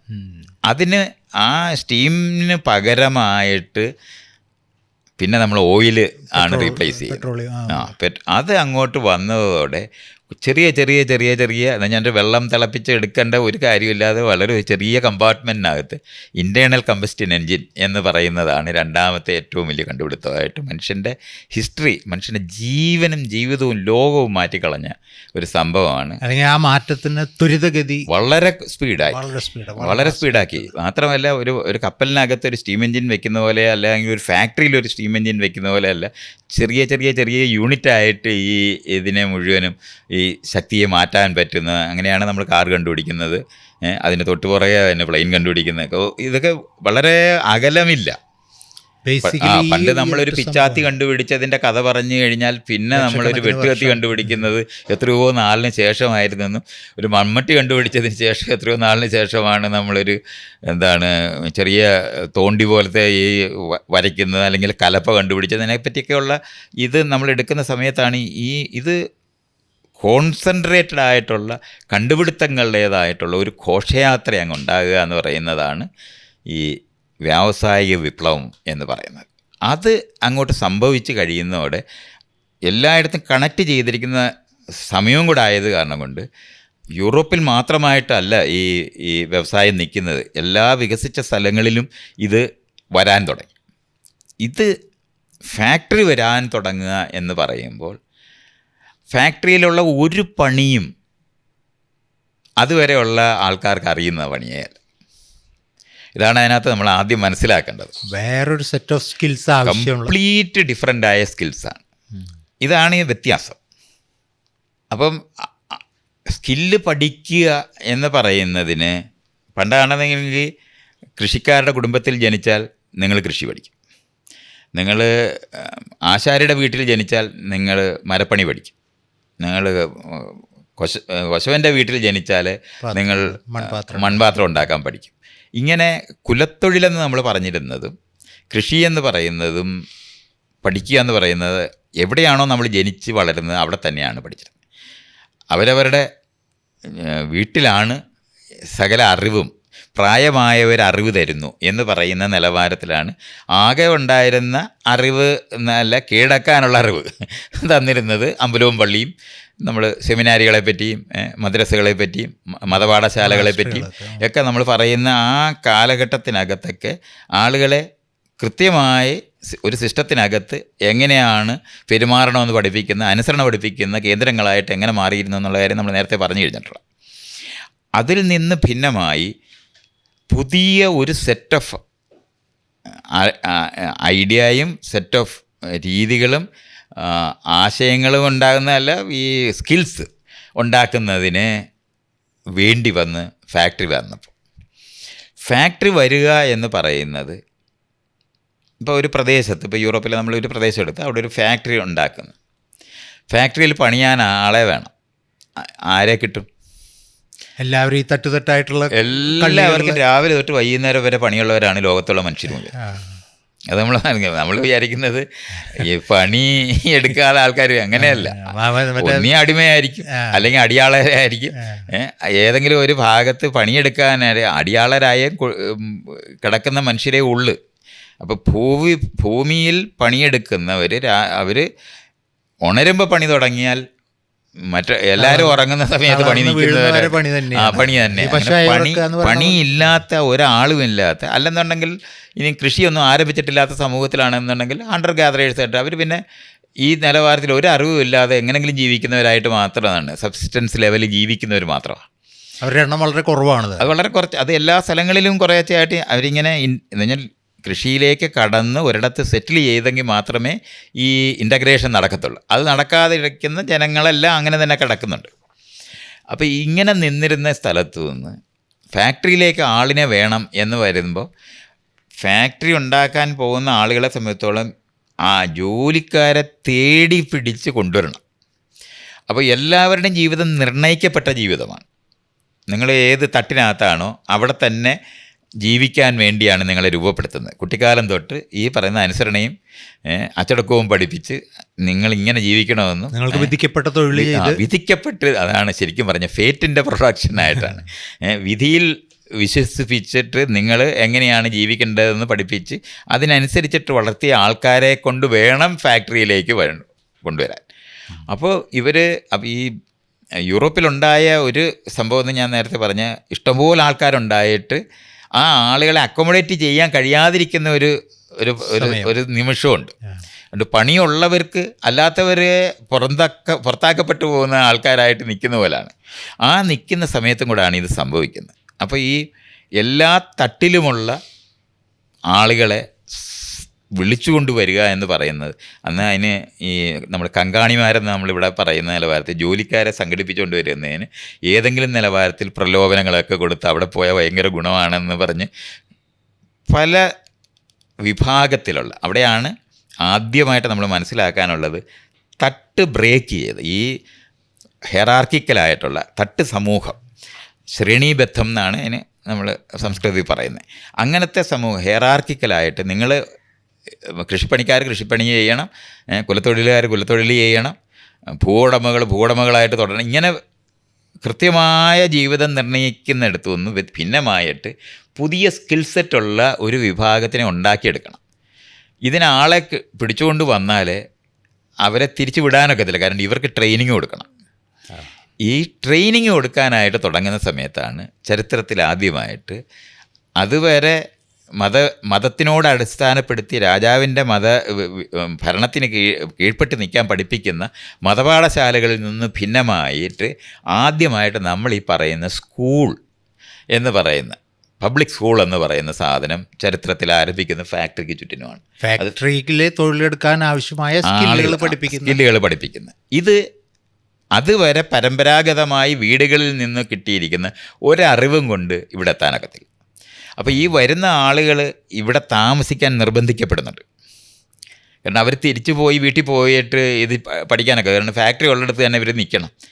അങ്ങനെ വന്നപ്പോഴാണ് ഫാക്ടറിക്ക് ചുറ്റിനും താമസിക്കാനുള്ള സൗകര്യങ്ങളെന്നുള്ള നിലവാരത്തിലാണ് നമ്മൾ ഇന്ന് പറയുന്ന ക്വാർട്ടേഴ്സുകൾ ഉണ്ടാകുന്ന സ്ഥലം ഉണ്ടായത്. അപ്പോൾ ഈ ആളുകൾ പല തട്ടിനകത്തുള്ള വ്യത്യസ്തരായ, അവിടെ അത്യാവശ്യമില്ലാത്ത ആ നാട്ടിനകത്ത് കൊള്ളാത്തവർ എന്ന് നമ്മൾ പറയുന്ന, പണിയെടുക്കാൻ അറിഞ്ഞുകൂടാത്തവരെന്ന് വിചാരിക്കുന്ന ആ വിഭാഗമാണ് ഇവിടേക്ക് വരുന്നത്. ഫസ്റ്റ് ലെയർ അങ്ങനെയാണ്. അപ്പോൾ പണി തീരെ ഇല്ലാതിരുന്ന വളരെ കുറച്ച് നാട്ടിനകത്ത് പണിയുള്ളവരായിട്ടിരുന്ന ദുർബലരായ സ്ത്രീകളാണ് ഏറ്റവും കൂടുതൽ വന്നത് ഫാക്ടറിയിൽ എടുക്കാൻ വന്നത്. അപ്പോൾ അവർക്കാണെന്നുണ്ടെങ്കിൽ ഒരു പണിയും വീടുകളിനകത്ത് ഈ പറഞ്ഞ ചെറിയ പണികളല്ലാത്ത പണികൾ, അവരുടെ സ്വന്തമായി വരുമാനം ഉണ്ടാക്കുന്ന പണികൾ അവിടുന്ന് കിട്ടാനൊരു സ്ഥലവും ഇല്ലാതിരുന്ന സ്ത്രീകളെയും കുട്ടികളെയും എല്ലാം ഇവർ സംഘടിപ്പിക്കുന്നുണ്ട് ഈ ഫാക്ടറിയിലേക്ക്. അപ്പോൾ സ്ത്രീകൾ വരുമ്പോൾ സ്വാഭാവികമായി അവരുടെ ഒപ്പം കുറേ കുഞ്ഞുങ്ങളും വരും. അങ്ങനെ മറ്റുള്ളിടത്ത് ബലവും അങ്ങനത്തെ ഇല്ലാത്ത ദുർബലന്മാരായ പുരുഷന്മാരും എല്ലാം കൂടെ ചേർന്നിട്ടാണ് ഈ ഫാക്ടറിക്ക് ചുറ്റിനും വരുന്നത്. അവിടെ അവർ താമസിപ്പിച്ച് അവർക്ക് ട്രെയിനിങ് കൊടുത്ത് ഈ ഫാക്ടറിക്കകത്ത് ജോലി കൊടുക്കുന്ന സമയത്താണ് അവരെ ഒന്നിപ്പിച്ച് നിർത്തുന്നതിന് വേണ്ടി അവരെ അവിടെ നിൽക്കാനുള്ള മൂല്യബോധം എന്നുള്ള നിലവാരത്തിലാണ് നമ്മൾ ഇന്ന് പറയുന്ന ഏറ്റവും വലിയ ആധുനിക ജനാധിപത്യ സമൂഹത്തിൻ്റെ കേന്ദ്രമായ മൂല്യങ്ങൾ ഈ ഭൂമിയിൽ ചർച്ച ചെയ്യപ്പെടുകയും പറയപ്പെടുകയും ചെയ്യുന്നത്. അത് ആദ്യമായിട്ട് വരുന്നതെന്ന് പറയുന്നത്, പല തട്ടിലുള്ള ആൾക്കാർ ഒന്നിച്ച് വരണമെന്നുണ്ടെങ്കിൽ അവരൊന്നിച്ച് നിൽക്കുക എന്ന് പറയുന്ന മൂല്യത്തിനോട് ബന്ധപ്പെട്ടാണ് നമ്മളെല്ലാവരും തുല്യരാണ്, സമത്വം എന്ന് പറയുന്ന ആശയം വരുന്നത്. അങ്ങനെയാണ് ഈ സമത്വം എന്നുള്ള മൂല്യം ഫാക്ടറി നടത്തിപ്പിൻ്റെ ആവശ്യമായി ബന്ധപ്പെട്ടാണ് അത്തരം രൂപപ്പെട്ടതാണ്. അല്ലാതെ ഒരിക്കലും മറ്റേ പണ്ടൊക്കെ ആണെങ്കിൽ ഏകത്വം എന്ന് പറഞ്ഞാൽ ദൈവമാണ് ഉണ്ടാക്കിയത്, എല്ലാവരെയും ഉണ്ടാക്കിയെന്നൊക്കെ പറയുമ്പോഴും ഏകത്വം എന്ന് പറയുന്ന കൺസെപ്റ്റും ബഹുത്വമേ ഉള്ളൂ. തരക്കാരുമായി ഞങ്ങൾ എന്ന് പറഞ്ഞാൽ അവൻ്റെ ക്ലാസ്സിൽപ്പെടുന്ന അയാൾ ലാൻഡ് ഓണിങ് ക്ലാസ് ആണെങ്കിൽ അയാൾക്ക് അത് യുദ്ധം പോലും അങ്ങനെയായിരുന്നു ചെയ്യുന്നത്. തരാതരവേ ഉള്ളു. പക്ഷെ ഇത് വ്യത്യസ്തരായ ആളുകളെ മുഴുവൻ ഒന്നിപ്പിക്കുന്ന ആദ്യത്തെ മൂല്യമാണ് സമത്വം എന്ന് പറയുന്നത്. ഈവൺ ഈ മറ്റേ ജനാധിപത്യത്തിൻ്റെ നമ്മൾ തുടക്കം എന്ന് പറയുന്നത് അരിസ്റ്റോട്ടിൽ, പ്ലേറ്റോ, ഇവർ പറയുമ്പോഴും അവരുടെ ആ സമയത്ത് അവരുടെ അവിടെ തരക്കാർ തമ്മിലുള്ള ഒരേ വിഭാഗത്തിൽ കാര്യമുണ്ട്. പ്ലേറ്റോയുടെ റിപ്പബ്ലിക്കിനകത്ത് നമ്മൾ നോക്കിയാൽ മതി, അവിടെ അടിമകൾ നടക്കുന്നുണ്ട്. അടിമകൾക്ക് ഈ അവകാശം ഉണ്ടെന്നുള്ള കാര്യം ആരും ചർച്ച ചെയ്യുന്നില്ല. അപ്പോൾ അടിമയെ പറ്റി ചിന്തിക്കുന്നേ ഇല്ല, അവർ മനുഷ്യരാണെന്ന് വിചാരിക്കുന്നില്ല. നമ്മൾ ഏറ്റവും വലിയ സ്നേഹമുള്ള സമൂഹമൊക്കെ ഉണ്ടാക്കാനായിട്ട് മതങ്ങൾ ശ്രമിച്ചു എന്നൊക്കെ പറയുമ്പോഴും അവിടെ ആളുകൾ ഒരേ ഇനം മനുഷ്യർ പരസ്പരം മര്യാദയ്ക്ക് പെരുമാറുന്നതിനെ പറ്റി അവർ പറഞ്ഞിട്ടുള്ളൂ. അല്ലാതെ അവിടുത്തെ അടിമകളെ പറ്റി ഒന്നും ആരും മിണ്ടുന്നേ ഇല്ല. അടിമകൾ എല്ലാ സ്ഥലത്തും ഒരു അദൃശ്യമായ ജനതയായിട്ട് എല്ലാ സ്ഥലങ്ങളിലും നിൽക്കുന്നുണ്ട്. നമ്മൾ ഈ പറയുന്ന ഏറ്റവും നല്ല സമൂഹവും ഗോൾഡൻ ഏജ് എന്നൊക്കെ പറഞ്ഞിട്ട് നമ്മൾ ലോകത്തുള്ള ഓരോ കാലഘട്ടത്തിനെ പറ്റിയൊക്കെ പറയും. പക്ഷെ അവിടെ അടിമകളുണ്ടായിരുന്നു എന്നുള്ള കാര്യം നമ്മൾ അറിയണം. അപ്പോൾ എന്താണ് ഈ ഫാക്ടറിയിൽ ഈ അടിമ സമ്പ്രദായം? ഫാക്ടറിയിലേക്ക് വ്യത്യസ്തമായ ആൾക്കാർ വരെ അവർക്ക് ട്രെയിനിങ് കൊടുത്തെടുത്തേ പറ്റൂ, ആളുകളെ കിട്ടത്തില്ല. അടിമകൾക്ക് അങ്ങനെ നേരെ ചെന്ന് അങ്ങനെയല്ല, ഇവരെ വിളിച്ചുകൊണ്ട് വന്നാണ് ഇവിടെ ട്രെയിനിങ് കൊടുക്കുന്നത്. ട്രെയിനിങ് കൊടുക്കണം. ട്രെയിനിങ് കൊടുക്കാതെ ഇവരെ തൊഴിലാളികളാക്കാനൊക്കത്തില്ല. അപ്പോഴാണ് ആദ്യമായിട്ട് ഈ വിദ്യാഭ്യാസം കൊടുക്കുക എന്ന് പറയുന്നത്. മറ്റേതാണെങ്കിൽ വളരെ കൃത്യമായിട്ട് ആര് പഠിക്കണം ആര് പഠിക്കണ്ട. നമ്മളിവിടെ പറഞ്ഞില്ലേ, വേദം കേട്ടാൽ ചെവിയിൽ ഈ ഒഴിക്കണം എന്നൊക്കെ പറഞ്ഞ് ആരെന്ത് പഠിക്കണം എന്നൊക്കെ കംപ്ലീറ്റ് അത് ഞാൻ നിർണീത ഡിറ്റർമിൻഡ് ജീവിതമായിരുന്നു മനുഷ്യരുടെ ജീവിതം എന്ന് പറയുന്നത്. അവർ ജനിച്ചു കഴിഞ്ഞാൽ നിങ്ങൾ എന്തായിരിക്കണമെന്നും എങ്ങനെ ജീവിക്കണമെന്നും എങ്ങനെ മരിക്കണമെന്നും നിങ്ങൾ എവിടോട്ടാണ് പോകുന്നതെന്നുള്ളത് വരെ സർട്ടിഫിക്കറ്റ് കിട്ടിപ്പോവാം. സ്വപ്നങ്ങൾ വരെ നിർണ്ണയിക്കപ്പെട്ടു. വേറെ ഒരു സ്വപ്നവും സാധ്യമല്ല. നമുക്ക് ഓടി മറ്റ് രാജ്യത്ത് പോയി സ്വാതന്ത്ര്യം പ്രഖ്യാപിക്കാമെന്ന് വിചാരിച്ചിട്ട് ഒന്നും പറ്റത്തേയില്ല. ഈ ഫാക്ടറി വരുമ്പോഴാണ് ചരിത്രത്തിൽ ആദ്യമായിട്ട്, അതുകൊണ്ടാണ് ഈ സമത്വത്തിനോടൊപ്പം സ്വാതന്ത്ര്യം എന്ന് പറയുന്ന വാക്ക് വരുന്നത്. ഈ ഘടനയ്ക്കകത്തുനിന്ന് നിങ്ങൾ മണ്ണിൽ നിന്ന് രക്ഷപ്പെടുന്ന, ശരിക്കും പറഞ്ഞാൽ മണ്ണിൽ കെട്ടപ്പെട്ടു പോയ ഒരു 8,000 വർഷത്തോളം മനുഷ്യർ മണ്ണിൽ കെട്ടപ്പെട്ടു പോയി. മറ്റേ അതുവരെ മണ്ണിൻ്റെ മേളിലൂടെ ഓടി അവിടെ ഇവിടെ മറ്റ് ജീവികളെ പിടിച്ച് തിന്നുന്നവർ അണ്ടർ ഗ്യാദറേഴ്സ് ആയിരുന്നു. പക്ഷെ മണ്ണിൽ കെട്ടപ്പെട്ടു പോയ ജീവികളെ വേര് പിടിച്ച ആളുകളാണ്. വേര് പിടിച്ചു പോയ മനുഷ്യരെ വേരില്ല പറിച്ച് അവർ ശരിക്കും പറഞ്ഞാൽ വള്ളത്തെ കയറ്റി കൊണ്ടുപോയ പോലെ ആയിപ്പോയി. അങ്ങനെയായിരുന്നു ഫാക്ടറിയുടെ വരവ്. സകല ഇനം മനുഷ്യരെ കിട്ടിയവരെ മുഴുവൻ ഉപയോഗിക്കുക. അതിനകത്ത് ആവശ്യമുണ്ട്. കുട്ടികളെ ആണെങ്കിൽ കുട്ടികൾ, അവർക്ക് യാതൊരു വളരെ നിർദ്ദയമായ ഒരു വശം അതിനുള്ളത് ഇതാണ്. കുട്ടികളെയോ സ്ത്രീകളെയോ ഒന്നും നോക്കുന്നില്ല. ഏറ്റവും കുറച്ച് കൂലി കൊടുത്ത് ഏറ്റവും കൂടുതൽ പണിയെടുപ്പിക്കാൻ എങ്ങനെ പറ്റുമെന്നുള്ളതിൻ്റെ റിസർച്ച് ചെയ്തിട്ട് രൂപപ്പെടുത്തിയിട്ടുള്ള സ്ഥലങ്ങളായിരുന്നു. പക്ഷേ ട്രെയിനിങ് കൊടുക്കണം. ട്രെയിനിങ് കൊടുക്കുന്ന വഴിയാണ് നമ്മൾ ഈ പറയുന്ന സ്കൂൾ സിസ്റ്റം മുഴുവൻ ഈ പറയുന്ന ഫാക്ടറിക്ക് ചുറ്റിനുമാണ് ആദ്യമായിട്ട് നമ്മൾ ഇന്ന് പറയുന്ന സ്കൂളുകൾ മുഴുവൻ ഉണ്ടായിരുന്നത്. അത് മുഴുവനും ഫാക്ടറിക്ക് തൊഴിലാളികളെ സൃഷ്ടിക്കുക എന്ന് പറയുന്നത് ഉണ്ടാകുന്നത്. അപ്പോൾ അതിനോടൊപ്പമാണ് ഇവരെ ഒരുമിപ്പിച്ച് നിർത്തുക എന്ന് പറയുന്നത്. അവർ പരസ്പരം മറ്റു രീതിയിൽ പെരുമാറാതിരിക്കാനും തമ്മിലടിക്കാതിരിക്കുന്നതിനും വേണ്ടിയായിരുന്നു സമത്വം, സാഹോദര്യം, സ്വാതന്ത്ര്യം. അപ്പോൾ ഈ സാഹോദര്യം പറയുന്നത് അവിടെയാണ്. പല വിഭാഗത്തിൽ നിന്ന് വന്നവരെ ഒരുമിച്ച് നിർത്തുക എന്ന് പറയുന്നതിനാണ് നമ്മൾ അതുവരെ ജാതി സമ്പ്രദായത്തിൽ ഏകോദര സഹോദരന്മാരെന്ന് പറയുന്നത് ജാതിക്കകത്താണ്. അങ്ങനെയാണ് നമുക്ക് തോന്നുന്നില്ലേ. ചുമ്മാതെ ഈ ആശയം ഇങ്ങനെ ആരെങ്കിലും പണ്ടൊക്കെ ആവശ്യമായി ബന്ധപ്പെട്ട പണ്ടൊക്കെ ആയിരുന്നുണ്ടെങ്കിൽ ഈ മലയിൽ കയറിയിരുന്ന് ഗുഹയിൽ കയറിയിരുന്നിട്ട് വെളിപാട് വന്ന് പറയുന്ന കഥകളേ ഉണ്ടായിരുന്നുള്ളൂ. ഇതിപ്പോൾ അങ്ങനെയല്ല, വളരെ ഡയറക്റ്റായിട്ട് അവരുടെ ആവശ്യം നിർണ്ണയിക്കുന്നതാണ്. അപ്പോൾ ആളുകൾ നമ്മൾ സഹോദരന്മാരാണ് എന്ന് പറയുകയും നിങ്ങൾക്ക് ഇഷ്ടമുള്ളത് നിങ്ങൾക്ക് പഠിച്ച് നിങ്ങൾക്ക് ഇഷ്ടമുള്ള ജോലിയും നിങ്ങൾക്ക് സമ്പന്നരാകാനും പറ്റുമെന്നുള്ള കഥയും കൂടെ പഠിപ്പിക്കുന്നുണ്ട്. ഒപ്പമാണ് ഈ താമസിക്കാനുള്ള സൗകര്യം കൊടുക്കും. കാരണം ഫാക്ടറി ചുറ്റിനും ആൾക്കാരെ നിന്നേ പറ്റൂ. പക്ഷേ എല്ലാവരുടെയും അതുവരെ ഉണ്ടായിരുന്ന കാർഷിക കുടുംബം എന്ന് പറയുന്നത് തകർന്ന് തരിപ്പണമായിരുന്നു. അതായത് ആ കുടുംബത്തിനെ മൊത്തമായിട്ട് കൂടെ കൊണ്ട് താമസിപ്പിക്കാൻ പറ്റും. കരുവണ്ടി ഇവിടെ ഞാൻ ഒരാൾ ട്രെയിനിങ് കൊടുത്ത് ജോലി ചെയ്യുന്ന ഒരാളെ നോക്കാനായിട്ട് ഈ വീട്ടിലുള്ള മുഴുവൻ പേരും കൂടെ വേണ്ടി വരും. അപ്പോൾ നിങ്ങളുടെ കുടുംബത്തിനെ കൊണ്ടുവന്നാൽ ഇവിടെ താമസിക്കുക എന്ന് പറഞ്ഞാൽ, കുടുംബം എന്ന് പറഞ്ഞാൽ അന്നത്തെ കുടുംബം എന്ന കാർഷിക കുടുംബം ഒരു 15 പേരെങ്കിലും കാണുക. അമ്മായപ്പനും അമ്മമ്മയും വല്യപ്പനും കസിൻസും എല്ലാം കൂടെ ചേർന്ന്, മച്ചൂനൻ എന്നൊക്കെ പറയുന്ന വിദ്വാന്മാരും എല്ലാം കൂടെ ചേർന്നിട്ടാണ് ഒരുത്തം വരുന്നത്. എൻ്റെ കുടുംബം ഇതാന്ന് പറയും. അപ്പം മുതലാളിമാർക്ക് മനസ്സിലായി ഒരുത്തനെ വേണമെന്നുണ്ടെങ്കിൽ 15 എണ്ണത്തിനെയൊക്കെ കൂടെ കണ്ടു, അത് പറ്റത്തില്ല എന്ന് അവർ കണ്ടുപിടിച്ച് അവരെന്ത് പറയും, 2 മുറി 3 മുറി ഉള്ള. ഞാൻ വെറുതെ ചുമ്മാ ഒന്ന് പറയാം. അല്ല, ഇത് ഞങ്ങളുടെ അവിടെ സംസ്കൃതം അവിടെ കേന്ദ്ര സംസ്കൃത സർവകലാശാല എന്ന് പറഞ്ഞ് തുടങ്ങിയ സമയത്ത്, അപ്പോൾ ബീഹാർ എന്നുള്ളൊരു പണ്ഡിറ്റ് അവരായിരുന്നു കൂടുതലും. ഇപ്പോഴും അങ്ങനെയാണെന്ന് തോന്നുന്നു. ആളായിരുന്നു പ്രിൻസിപ്പൾ. അപ്പോൾ നമ്മുടെ അവിടെയുള്ള ശ്രീരാമകൃഷ്ണ ആശ്രമത്തിൽ ചെന്നിട്ട് ഈ പണ്ഡിറ്റ് ഞാനിങ്ങനെ സംസ്കൃത വിദ്വാനാണ്, എനിക്ക് ഇവിടെ ജോലി കിട്ടി, ഇവിടെ താമസിക്കാൻ സ്ഥലം വേണം എന്ന് പറഞ്ഞു കഴിഞ്ഞപ്പോൾ സ്വാമി പറഞ്ഞു, അതിനെന്താ സംസ്കൃത വിദ്വാനല്ലേ, അപ്പോൾ പറഞ്ഞു അല്ല എൻ്റെ ഭാര്യയും മക്കളുണ്ട്. അതെ ആ അപ്പോൾ നോക്കിയാൽ 12 മക്കളുണ്ട്. അയ്യോ ഇതിപ്പോൾ എന്ത് ചെയ്യും? അല്ല അത് മാത്രമല്ല ഒരു 8 പശുവുണ്ട്. ഇവിടെ പറ്റില്ല. അല്ല ഇപ്പൊ ഇയാൾ ഈ പറയുന്ന ലൈനിലാണ് നമ്മൾ ഈ ഫാക്ടറി കടയിലായിട്ട് ബന്ധുക്കളെ ആയിട്ട് ഈ ആൾക്കാർ വന്നത്. അപ്പോഴാണ് ഇത് ഫാക്ടറി നടത്തുന്നവന് മനസ്സിലായി ഇതിപ്പോൾ ശരിയാകത്തില്ല, ഫാക്ടറി നടത്തിയിട്ട് നമുക്ക് ഉണ്ടാകുന്ന മുഴുവൻ ഇവർക്ക് കൊടുക്കാതെ പറ്റത്തില്ല. അപ്പം ഒരു തൊഴിലാളിയായിരിക്കുന്നത് ആണായാലും പെണ്ണായാലും അവർക്ക് സ്വാസ്ഥ്യവും അവർ തിരിച്ചു വരുമ്പം അവരുടെ കാര്യങ്ങൾ നടക്കുന്ന ഒരിടം വേണം. അങ്ങനെയാണ് ഈ ക്വാർട്ടേഴ്സ് കൊടുക്കുന്നത്. ആ ക്വാർട്ടേഴ്സ് കൊടുക്കുന്നതിനകത്തേക്ക് ഇത്രയധികം ആൾക്കാരെ ഒന്നിച്ചു കൊണ്ടുവന്നാൽ ഒരാൾക്ക് വേണ്ടി ഇത്രയും പേരെ നോക്കാനായിട്ട് പറ്റത്തില്ല എന്ന് വരുന്ന സ്ഥലമാണ്. അപ്പോഴാണ് ഈ മുറി നമ്പർ 3 മുറി 2 മുറിയാക്കിയവർ. അങ്ങനെ ഭാര്യയും ഭർത്താവും മക്കളും കൂടി വന്ന അമ്മയും അച്ഛനും തീർന്ന് വേറെ ആരും. അങ്ങനെയാണ് നമ്മൾ ചരിത്രത്തിലെ കൃഷി കുടുംബത്തിനകത്തെ കൂട്ടുകുടുംബ വ്യവസ്ഥയ്ക്കകത്തു നിന്ന് ഭിന്നമായി അണുകുടുംബം എന്ന് പറയുന്ന ചെറിയ യൂണിറ്റ്, ഭാര്യയും ഭർത്താവും മക്കളുമുള്ള യൂണിറ്റ് എന്ന് പറയുന്ന സാധനം മനുഷ്യ ചരിത്രത്തിലുണ്ടാകുന്നത് ഫാക്ടറിയോട്. മൂലധനാണ് നിങ്ങളുടെ കുടുംബത്തിൽ നേരിട്ട് ഇടപെടണം. ഇപ്പം അങ്ങനെയാണ് ഫാക്ടറി അങ്ങനെ മനുഷ്യരെ ഇത് ഞാൻ നേരത്തെ ഓണേഴ്സിന്റെ താല്പര്യമാണ് നിങ്ങളുടെ കുടുംബത്തിന്റെ ഘടന. അങ്ങനെ തന്നെയാണ് ഉണ്ടായത്. നമ്മൾ വിദ്യാഭ്യാസം കിട്ടി സ്കിൽഡായിട്ട് മാറുന്നതും അങ്ങനെ തന്നെയാണ്. നമ്മൾ സ്വാതന്ത്ര്യം ഉണ്ടെന്നും സാഹോദര്യം ഉണ്ടെന്നും ഒക്കെ നമ്മൾ ഈ പറയുന്നത് ഫാക്ടറി വരാതെ പറ്റത്തേ ഇല്ല.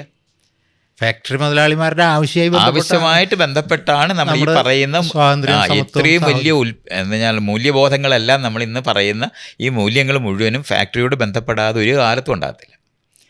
താനേ അത് സംഭവിക്കത്തില്ല. താനേ സംഭവിച്ചിരുന്നത് അടിമത്തത്തിൻ്റേതായ ഘടനാപരമായിട്ടുള്ള സാധനമാണ്. അത് ഇന്നും നമുക്ക് കാർഷിക സമൂഹങ്ങളിൽ ഇന്നും എങ്ങനെയാണ് ജാതി സംഘടനകൾ നിൽക്കുന്നതെന്നുള്ളത് നമുക്ക് കാണാൻ പറ്റും. ഫാക്ടറി വന്ന് ഇത് അലങ്കോലപ്പെടുത്തുന്നില്ലെങ്കിൽ ഒരു 5000, 6000, 7000 വർഷമായിട്ട് അങ്ങനെ അത് ഫ്രീസ് ചെയ്ത് നിൽക്കുന്നത് പോലെ നിൽക്കും. വലിയ നമ്പരും ഉണ്ടാകത്തില്ല, കുറയത്തില്ല, അങ്ങനെ തന്നെ പോകും. നമ്മൾ വെറുതെ നോക്കിയാൽ മതി. മനുഷ്യരുടെ എണ്ണം ഇതുപോലെ ഇതേ സമയത്ത് നമുക്കൊന്ന് പരിശോധിച്ച് നോക്കിയാൽ കൃഷിക്ക് ശേഷം ഉണ്ടായ വർധന ഒന്ന് സ്റ്റെബിലൈസ് ചെയ്തെടുത്ത് അവിടെ തന്നെ തുടരുക ചെയ്യുന്നത്. അതിനിടയ്ക്ക് മഹാമാരി വരും, ഈ വെള്ളപ്പൊക്കം വരും, വരൾച്ച വരും, അത് കഴിഞ്ഞിട്ട് അങ്ങോട്ടും ഇങ്ങോട്ടും യുദ്ധം ചെയ്ത് കൊല്ലും. ഇത്രയും സാധനത്തിന് ശേഷമുള്ള ജനസംഖ്യയുള്ളത്. അത് തന്നെ നമുക്ക് ഒരു 3000-4000 വർഷം മുമ്പ് തൊട്ട് നമ്മളിങ്ങനെ എടുക്കുകയാണെന്നുണ്ടെങ്കിൽ ഒരു 4-5 കോടി മനുഷ്യർ മാത്രമായിരുന്നു ഭൂമി മുഴുവനും കൂടെ നമ്മൾ ഈ പറയുന്ന സ്ഥലത്തൊക്കെ ഉള്ളത്. അത് ഈ കൃഷി നന്നായി വികസിക്കാൻ തുടങ്ങിയതിന് ശേഷമാണ് ഈ ആളുകളുടെ നമ്പർ ഇങ്ങനെ വർദ്ധിച്ചത്. ആ നന്നായി വികസിച്ചു എന്ന് പറയുമ്പോഴും നമുക്ക് ഒരു 100 കോടിക്കകത്താണ് എല്ലായിടവും കൂടെ എടുത്താലും ഉണ്ടായിരുന്നുള്ളൂ. ഒരു 1927 നമുക്കിപ്പോൾ അന്ന് സെൻസസ് ഒന്നും ഇല്ല.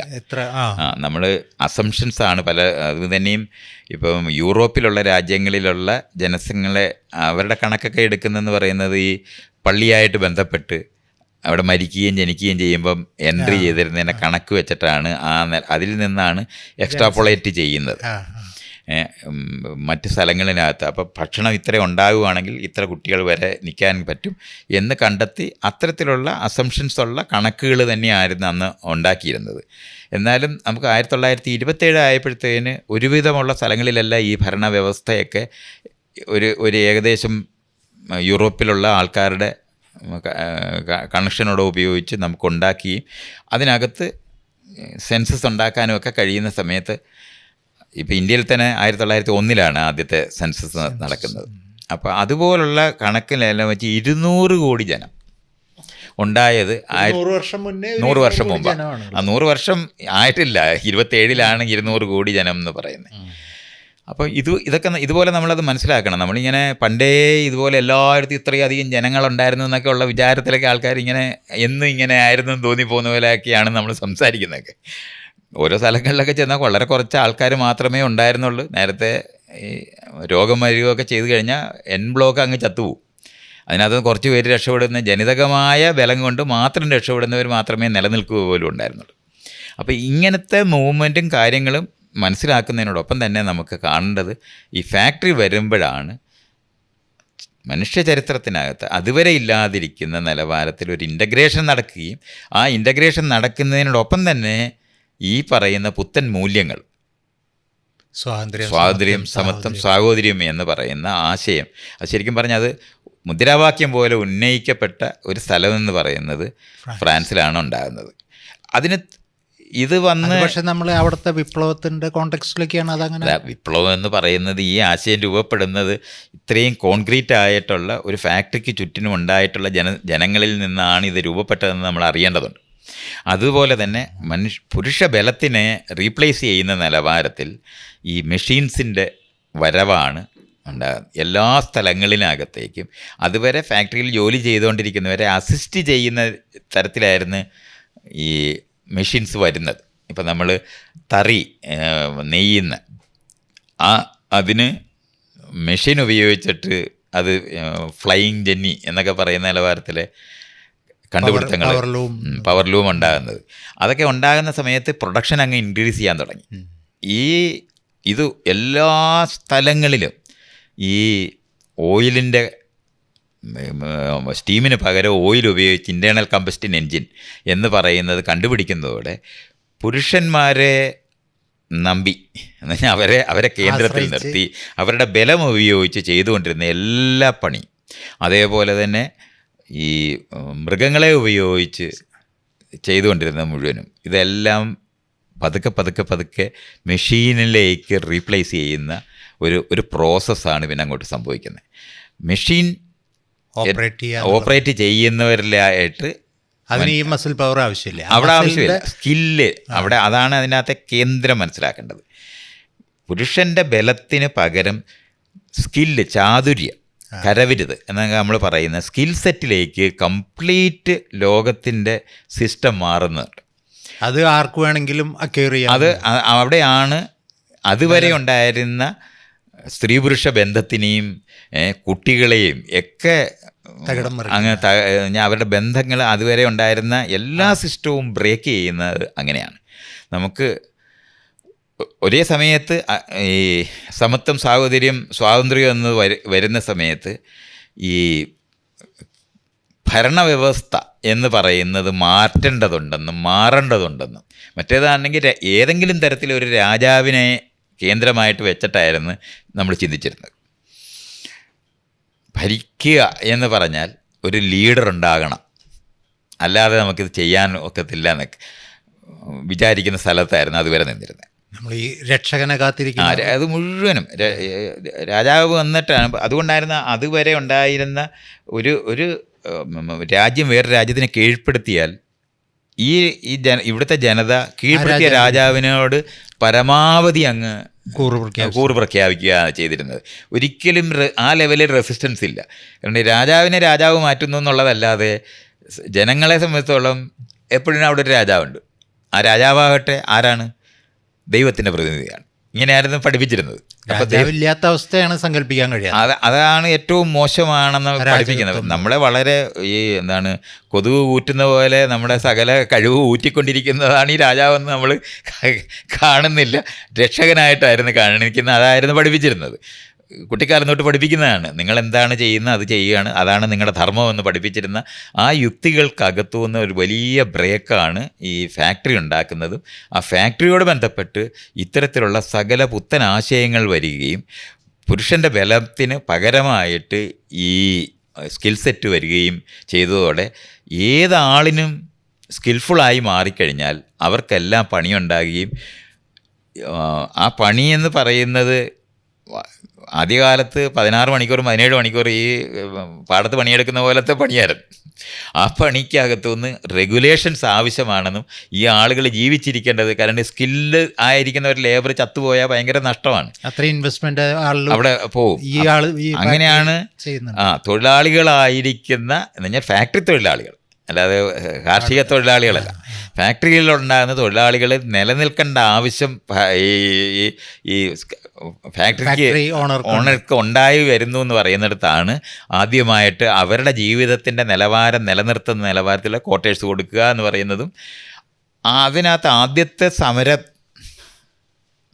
നമ്മൾക്ക് ഈ പറയുന്ന യൂണിയനൈസ് ചെയ്യുക എന്ന് പറയുന്ന ആളുകൾ ഒന്നിച്ചുകൂടി അതുവരെ തട്ട് സമൂഹത്തിൻ്റെ യുക്തിക്കകത്ത് നിന്നെടുത്ത് തോന്ന് പൊതുവായ ആളുകൾ ഒന്നിച്ചുകൂടി ഒരു ഫാക്ടറിക്ക് ചുറ്റിനും ഉണ്ടാകുന്ന ഒരു ഐക്യമുണ്ടാകുകയും തൊഴിലാളി വർഗം എന്ന് നമ്മൾ കാർമാസ് പറയുന്ന സംഭവം ചരിത്രത്തിലുണ്ടാകുന്ന അങ്ങനെയാണ്. ഈ ഫാക്ടറി തൊഴിലാളികളാണ്. ഈ ഫാക്ടറി തൊഴിലാളികളിൽ നിന്നാണ് ഈ പറയുന്ന ആശയം 4 വഴിക്കും പിന്നെ പരക്കുക എന്ന് പറയുന്നത്. റെസിസ്റ്റൻസിന് ഇത് തന്നെ ഉപയോഗിക്കാൻ തുടങ്ങി. ആളുകളെ ഒന്നിപ്പിച്ച് നിർത്തുന്നതിനും അത് തന്നെ ആവശ്യമാണ്. അപ്പോൾ 2 കൂട്ടർക്കും ഇത് ആവശ്യമാണ്. മുതലാളിമാർക്കും ആവശ്യമാണ്. നിങ്ങളെ എല്ലാവരും വ്യത്യസ്തരാണ്, പരസ്പരം അടിപിടി കൂടരുതെന്ന് അവരും പറയേണ്ട ആവശ്യമുണ്ട്. കാരണം അവർ ഒന്നിപ്പിച്ച് നിർത്തിയേ പറ്റൂ, അല്ലാതെ ഈ ആളുകളെ കിട്ടത്തില്ല. അപ്പോൾ അങ്ങനെ ഇതുവരെ മനുഷ്യർക്കുണ്ടായിരുന്ന വ്യത്യസ്തതകൾ, രാജാവിൻ്റെ റോൾ ഇപ്പോൾ ഫാക്ടറി ആണ്. അതാണ് അതിനകത്ത് ഭയങ്കര ഒരു ചേഞ്ചാണ്. അപ്പോൾ ഫാക്ടറി ഓണേഴ്സ് ഉണ്ടാകുന്നവർ ഇതിന് തടസ്സമായിട്ട് അതാത് പ്രദേശത്തെ രാജാവിൻ്റെ കാലത്ത് അതിനോട് ബന്ധപ്പെട്ട പ്രഭുക്കന്മാരുമായിട്ട് ഇവർക്ക് സമരം ചെയ്യേണ്ടി വരുന്ന, അവർക്ക് എതിർക്കേണ്ടി വരുന്ന ഒരു സ്ഥലമുണ്ടായി. മാത്രമല്ല ഈ ലാൻഡ് ഓണിങ് ക്ലാസ് എന്ന് പറയുന്ന അവരുടെ കയ്യിൽ നിന്ന് ധനം മറ്റുള്ളവരുടെയിലേക്ക് കൂടുതൽ മാറുന്നത് കാണുമ്പോൾ ആ വിഭാഗത്തിനും കൂടെ രാജസദസ്സ് എന്ന് പറയുന്നത് ഈ ലാൻഡ് ഓണിങ് ക്ലാസ് എന്ന് പറയുന്ന വിഭാഗത്തിന് പ്രഭുക്കന്മാരുടെ, അല്ലെങ്കിൽ നമ്മുടെ നാട്ടിലാണെങ്കിൽ കൊച്ചു എന്താണ് രാജാക്കന്മാർ, അവർ ആയിരുന്നു ഉണ്ടായിരുന്നത്. ചെറിയ അല്ലാതെ ഒരു സാമ്രാജ്യമല്ല. ആ നിന്നിരുന്ന ക്ലാസ്സിനകത്തു നിന്ന് ഈ ട്രേഡേഴ്സും വ്യവസായികളുമായിരിക്കുന്ന ആൾക്കാരുടെ കയ്യിലേക്ക് ലോകത്ത് മുഴുവനും സ്വത്ത് മാറുന്നുണ്ട്. അപ്പോൾ ഭൂമിയുടെ മുകളിലുള്ള ആധിപത്യം കൊണ്ട് മാത്രമല്ലാതെ മനുഷ്യർക്ക് അതുവരെ പറഞ്ഞ് മനസ്സിലാക്കാനൊക്കാത്ത നിലവാരത്തിലുള്ള സ്വത്തുകൾ ലോകത്തുണ്ടാകാൻ തുടങ്ങി. സമ്പത്തെന്ന് പറയുന്നത് നമ്മൾ ഇന്ന് പറയും. അപ്പോൾ പണ്ടൊക്കെ നമ്മൾ ഇങ്ങനെ സ്വത്തെന്ന് പറയുന്നത് ഭൂമിനോട് ബന്ധപ്പെട്ട് അവിടുത്തെ ഉണ്ടാകുന്ന കാർഷിക വിഭവങ്ങളുടെ മുകളിൽ മാത്രമായിരുന്നു സ്വത്തെന്ന് പറയുന്നത്. നമുക്ക് ചെറിയ തോതിലുണ്ടായിരുന്ന പാത്രം, ചട്ടി, പിച്ചാത്തി എന്ന് പറയുന്നതിൽ നിന്ന് ഭിന്നമായിട്ട് ഈ മെഷീൻസ് മുഴുവനും സ്വത്തായിട്ട് മാറുന്നുണ്ട്. മാത്രമല്ല മനുഷ്യന് സ്കിൽ സെറ്റ് മാറുന്നതോടെ അതിനെ സഹായിക്കുന്ന നിലവാരത്തിലുള്ള മെഷീൻസ് മുഴുവനും കൂടെ ഉണ്ടാകുന്നുണ്ട്. അതൊക്കെയാണ് പിന്നെ സ്വത്തായിട്ട് മാറുന്നത്. ഇപ്പോൾ നമ്മുടെ ഇപ്പോൾ നമ്മൾ ഈ ഇരിക്കുന്ന മുറിയെ പറ്റി തന്നെ നമ്മൾ എടുക്കുകയാണെന്നുണ്ടെങ്കിൽ ഇതിനകത്ത് ഇരിക്കുന്നതൊക്കെ പണ്ട് ഒരു 150 വർഷം മുമ്പ് വളരെ കുറച്ച് സാധനങ്ങളെ കാണത്തുള്ളൂ. അപ്പോൾ അന്നത്തെ ഒരു രാജാവിൻ്റെ കയ്യിലെ സ്വത്തെന്ന് പറഞ്ഞ് അയാൾക്ക് എടുക്കാവുന്ന കുറച്ച് സ്വർണവും വെള്ളിയും വല്ല ആനക്കൊമ്പോ ഇങ്ങനെയുള്ള സാധനങ്ങളല്ലാതെ നമ്മൾ ഇന്ന് പറയുന്ന ഒരു സ്വത്തും ഉണ്ടായിരുന്നില്ല എന്ന് നമ്മൾ അറിയണം. ഇപ്പോൾ മനുഷ്യർക്ക് വീട്ടിനകത്ത് ഇഷ്ടംപോലെ സ്വത്തുണ്ട്. ഈ സ്വത്തെന്ന് പറയുന്ന സാധനം പണ്ടില്ല. ആളുകൾ പറയും പഴയ കാലത്തെ ആളുകൾ വളരെ സന്തോഷവും സമാധാനവും സമൃദ്ധിയിലും അല്ല, അത് വേറെ അല്ല ഞാൻ പറയാം. രാജാവിന് സ്വത്തില്ല എന്ന് പറയുമ്പോഴേ ശക്തൻ തമ്പുരാൻ മരിക്കാൻ കിടക്കുന്ന സമയത്ത് എന്താണ് ആഗ്രഹം എന്ന് ചോദിച്ചപ്പോൾ കുറച്ച് കപ്പ പുഴുക്ക് കിട്ടുമെന്ന് ചോദിച്ചു. അല്ല ചരിത്രം എന്നിട്ട് സിലോണിൽ പോയി കപ്പ കൊണ്ടുവരും എന്തൊക്കെയാണ്. അതുകൊണ്ടാണ് നമ്മൾ ഈ ആളുകൾ വിചാരിക്കുന്നത് ഇഷ്ടംപോലെ സ്വത്ത് പണ്ടുണ്ടെന്നാണ്. പക്ഷേ പണ്ട് സ്വത്തില്ല, സ്വത്തുള്ള ഭൂമിയാണുള്ളത്. കടുവ നമ്മളെക്കാളും വലിയ സ്വത്തുകാരനാണ്. കാരണം ഒരു മിക്കവാറും ഒരു 50 ഏക്കർ 50 കിലോമീറ്ററിനകത്ത് ഒരു കടുവയെ കാണത്തുള്ളൂ. അങ്ങനെയായിരുന്നു. തേക്ക് ഈട്ടിയൊക്കെ അവിടെ തന്നെ നിൽപ്പുണ്ടല്ലോ. അപ്പോൾ അത്രയാണ് നമുക്കുള്ളൂന്ന്.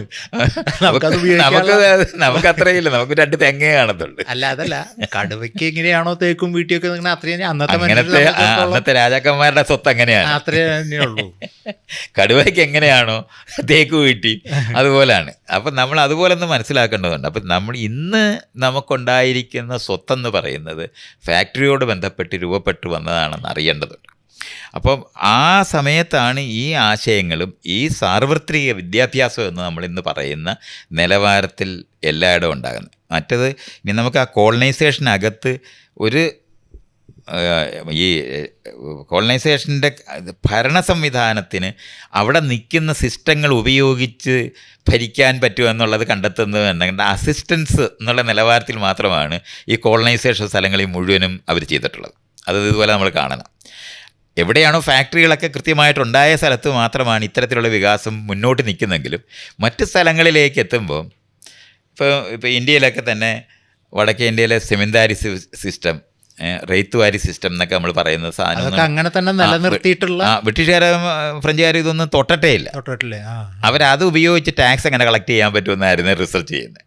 കാരണം അതാത് നാട്ടിലുള്ള കൊച്ചു രാജാക്കന്മാരെ ഉപയോഗിച്ച് സാമന്ത രാജാക്കന്മാരാക്കി മാറ്റി. പണ്ട് സാമ്രാജ്യം ഉണ്ടാകുന്ന സമയത്ത് സാമന്ത രാജാക്കന്മാർ എന്ന് പറഞ്ഞാൽ കപ്പം കൊടുക്കുക, അവിടുത്തെ കളക്ട് ചെയ്ത് ഇവിടെ കൊടുക്കുക എന്ന് പറയുന്ന നിലവാരത്തിലുള്ള ആ സിസ്റ്റം അവർ കളയാതെ സൂക്ഷിച്ചു എന്ന് പറയുന്നതാണ് ഒരു ദ്രോഹം അവർ ചെയ്തിട്ടുണ്ടെന്ന് നമ്മൾ എടുക്കുകയാണെന്നുണ്ടെങ്കിൽ. അവർക്ക് മാറ്റാവുന്നതായിട്ടുണ്ടായിരുന്ന എന്നിട്ടും കുറെ മാറ്റങ്ങൾ അല്ലെങ്കിൽ അത്ര പോലും മാറ്റങ്ങൾ ഉണ്ടാകാതെ എന്ന് പറഞ്ഞാൽ അല്ലെങ്കിൽ ആ നിലവാരത്തിലുള്ള സാധനങ്ങളിലേക്ക് കടന്നു വരുന്നത് ഈ കോളനൈസേഷൻ്റെ ബൈ പ്രൊഡക്റ്റായിട്ട് തന്നെയാണ്.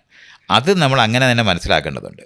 ഒരു ജനാധിപത്യ സമൂഹത്തിന് അടിസ്ഥാനമിടുന്ന ആശയങ്ങളും കാര്യങ്ങളും അതിൻ്റെ ഇൻസ്റ്റിറ്റ്യൂഷൻസും ഒക്കെ ഇപ്പോൾ നമ്മൾ പണ്ട് ഓരോ ജാതിക്കനുസരിച്ചിട്ടായിരുന്നു നിയമങ്ങൾ നിന്നിരുന്നത്. ഇപ്പോൾ ബ്രാഹ്മണരാരെങ്കിലും കൊന്നാൽ അവരൊരിക്കലും അവരെ കൊല്ലത്തില്ല. അവർക്ക് ശിക്ഷകളൊക്കെ എന്ന് പറയുന്നത് അവർ വളരെ ലൈറ്റായിട്ടായിരുന്നു. പക്ഷെ വേറെ ആയിരുന്നു അവരുടെ സിസ്റ്റം. അത് ആ സമയം താഴെയുള്ളവരെ നിശ്ചിതമായിട്ട് കൊന്നുകളയുക എന്ന് പറയുന്നതിന് അതൊന്നും ഒരു അങ്ങനെയാണ് മാതൃകാപരമായി ശിക്ഷിക്കുക എന്നുള്ള വാക്കൊക്കെ നമുക്ക് നിൽക്കുന്നത് ജാതി അനുസരിച്ചിട്ടായിരുന്നു. കാരണം കുന്തത്തെ കുത്തി റോഡിൻ്റെ സൈഡിൽ നിൽക്കുക, എല്ലാവരും കാണണം. ഒരു തേങ്ങ എടുത്തതിനാണ് ഇത് ചെയ്യുന്നത്. വിശന്നിട്ട് തേങ്ങ എടുത്തവനെയാണ് കുന്തത്തെ കുത്തി വയ്ക്കുന്നത്. അപ്പം അങ്ങനെ ഭയപ്പെടുത്തി നിലനിർത്തിയിരുന്ന സംവിധാനങ്ങൾക്ക് പകരം ഒരു സമൂഹത്തിനകത്തെ എല്ലാവർക്കും തുല്യമായിട്ടുള്ള നീതി ലഭിക്കുക എന്ന് പറയുന്ന ആശയമൊക്കെ ഈ ഫാക്ടറി വരുന്നതിനോട് ബന്ധപ്പെട്ടാണ് ലോകത്ത് മുഴുവൻ ഉണ്ടാകുന്നത്. ആ ഉണ്ടാകുന്നതിൻ്റെ മാറ്റമാണ് പിന്നെ നമ്മൾ കാണുന്ന ലോകത്ത് നടക്കുന്നത്. ഇതിനെ ഈ സമയത്ത് കോളനൈസേഷൻ നടക്കുന്നതും ഈ അടിമകളെ പിടിച്ചുകൊണ്ട് പോയി വിൽക്കുന്നതും ഇതൊക്കെ ഇതേ ആളുകൾ തന്നെ സമാന്തരമായി ചെയ്യുന്നുണ്ടായിരുന്നു എന്നുള്ള കാര്യവും നമ്മൾ മറന്നു പോരുത്. അത് നമ്മൾ അങ്ങനെ തന്നെ അറിയണം. അവർ തമ്മിലുള്ള രാജ്യങ്ങൾ എന്നുള്ള നിലവാരത്തിലുള്ള സംഘർഷങ്ങൾ വർദ്ധിച്ചു വന്നിട്ടാണ് ലോകമഹായുദ്ധങ്ങളിലേക്ക് മനുഷ്യരെത്തിച്ചേരുന്നത്.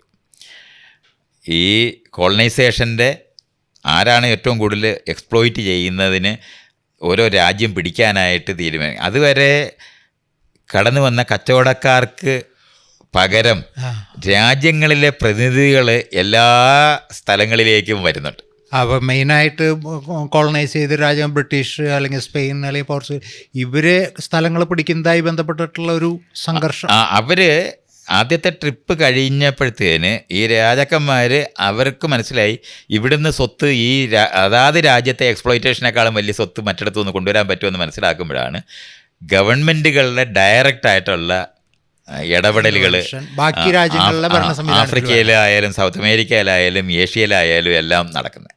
ഈ നടക്കുന്നത് ഒരു പുതിയ ഒരു ചേഞ്ചാണ്.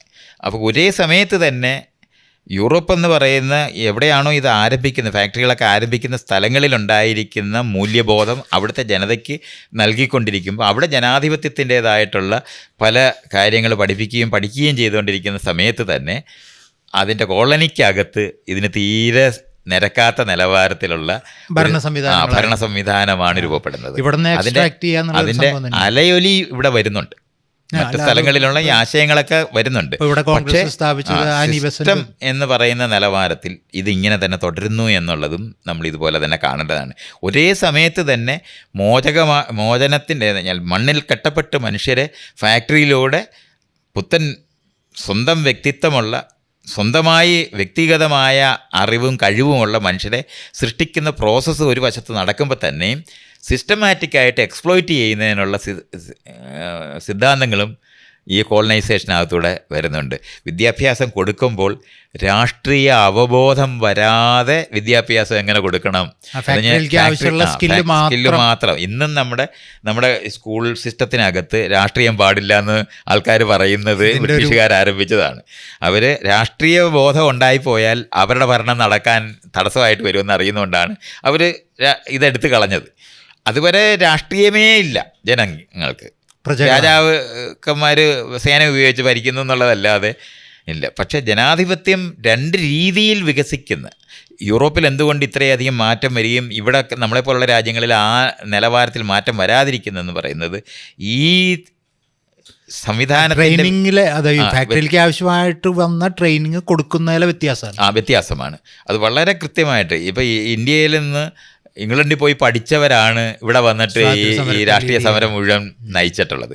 അത് ഗാന്ധി ആയാലും ചന്ദ്രബോസ് ആയാലും നെഹ്റു ആയാലും നമ്മൾ ഒരു മുഴുവൻ പേരും വരച്ച് വെച്ച് നോക്കിയാൽ അംബേദ്കറൊക്കെ എല്ലാം അവിടെ ചെല്ലുമ്പോഴാണ് ആദ്യമായിട്ട് ഇവിടെ ഇതല്ല നടക്കുന്നതെന്ന് തിരിച്ചറിയുന്നത്.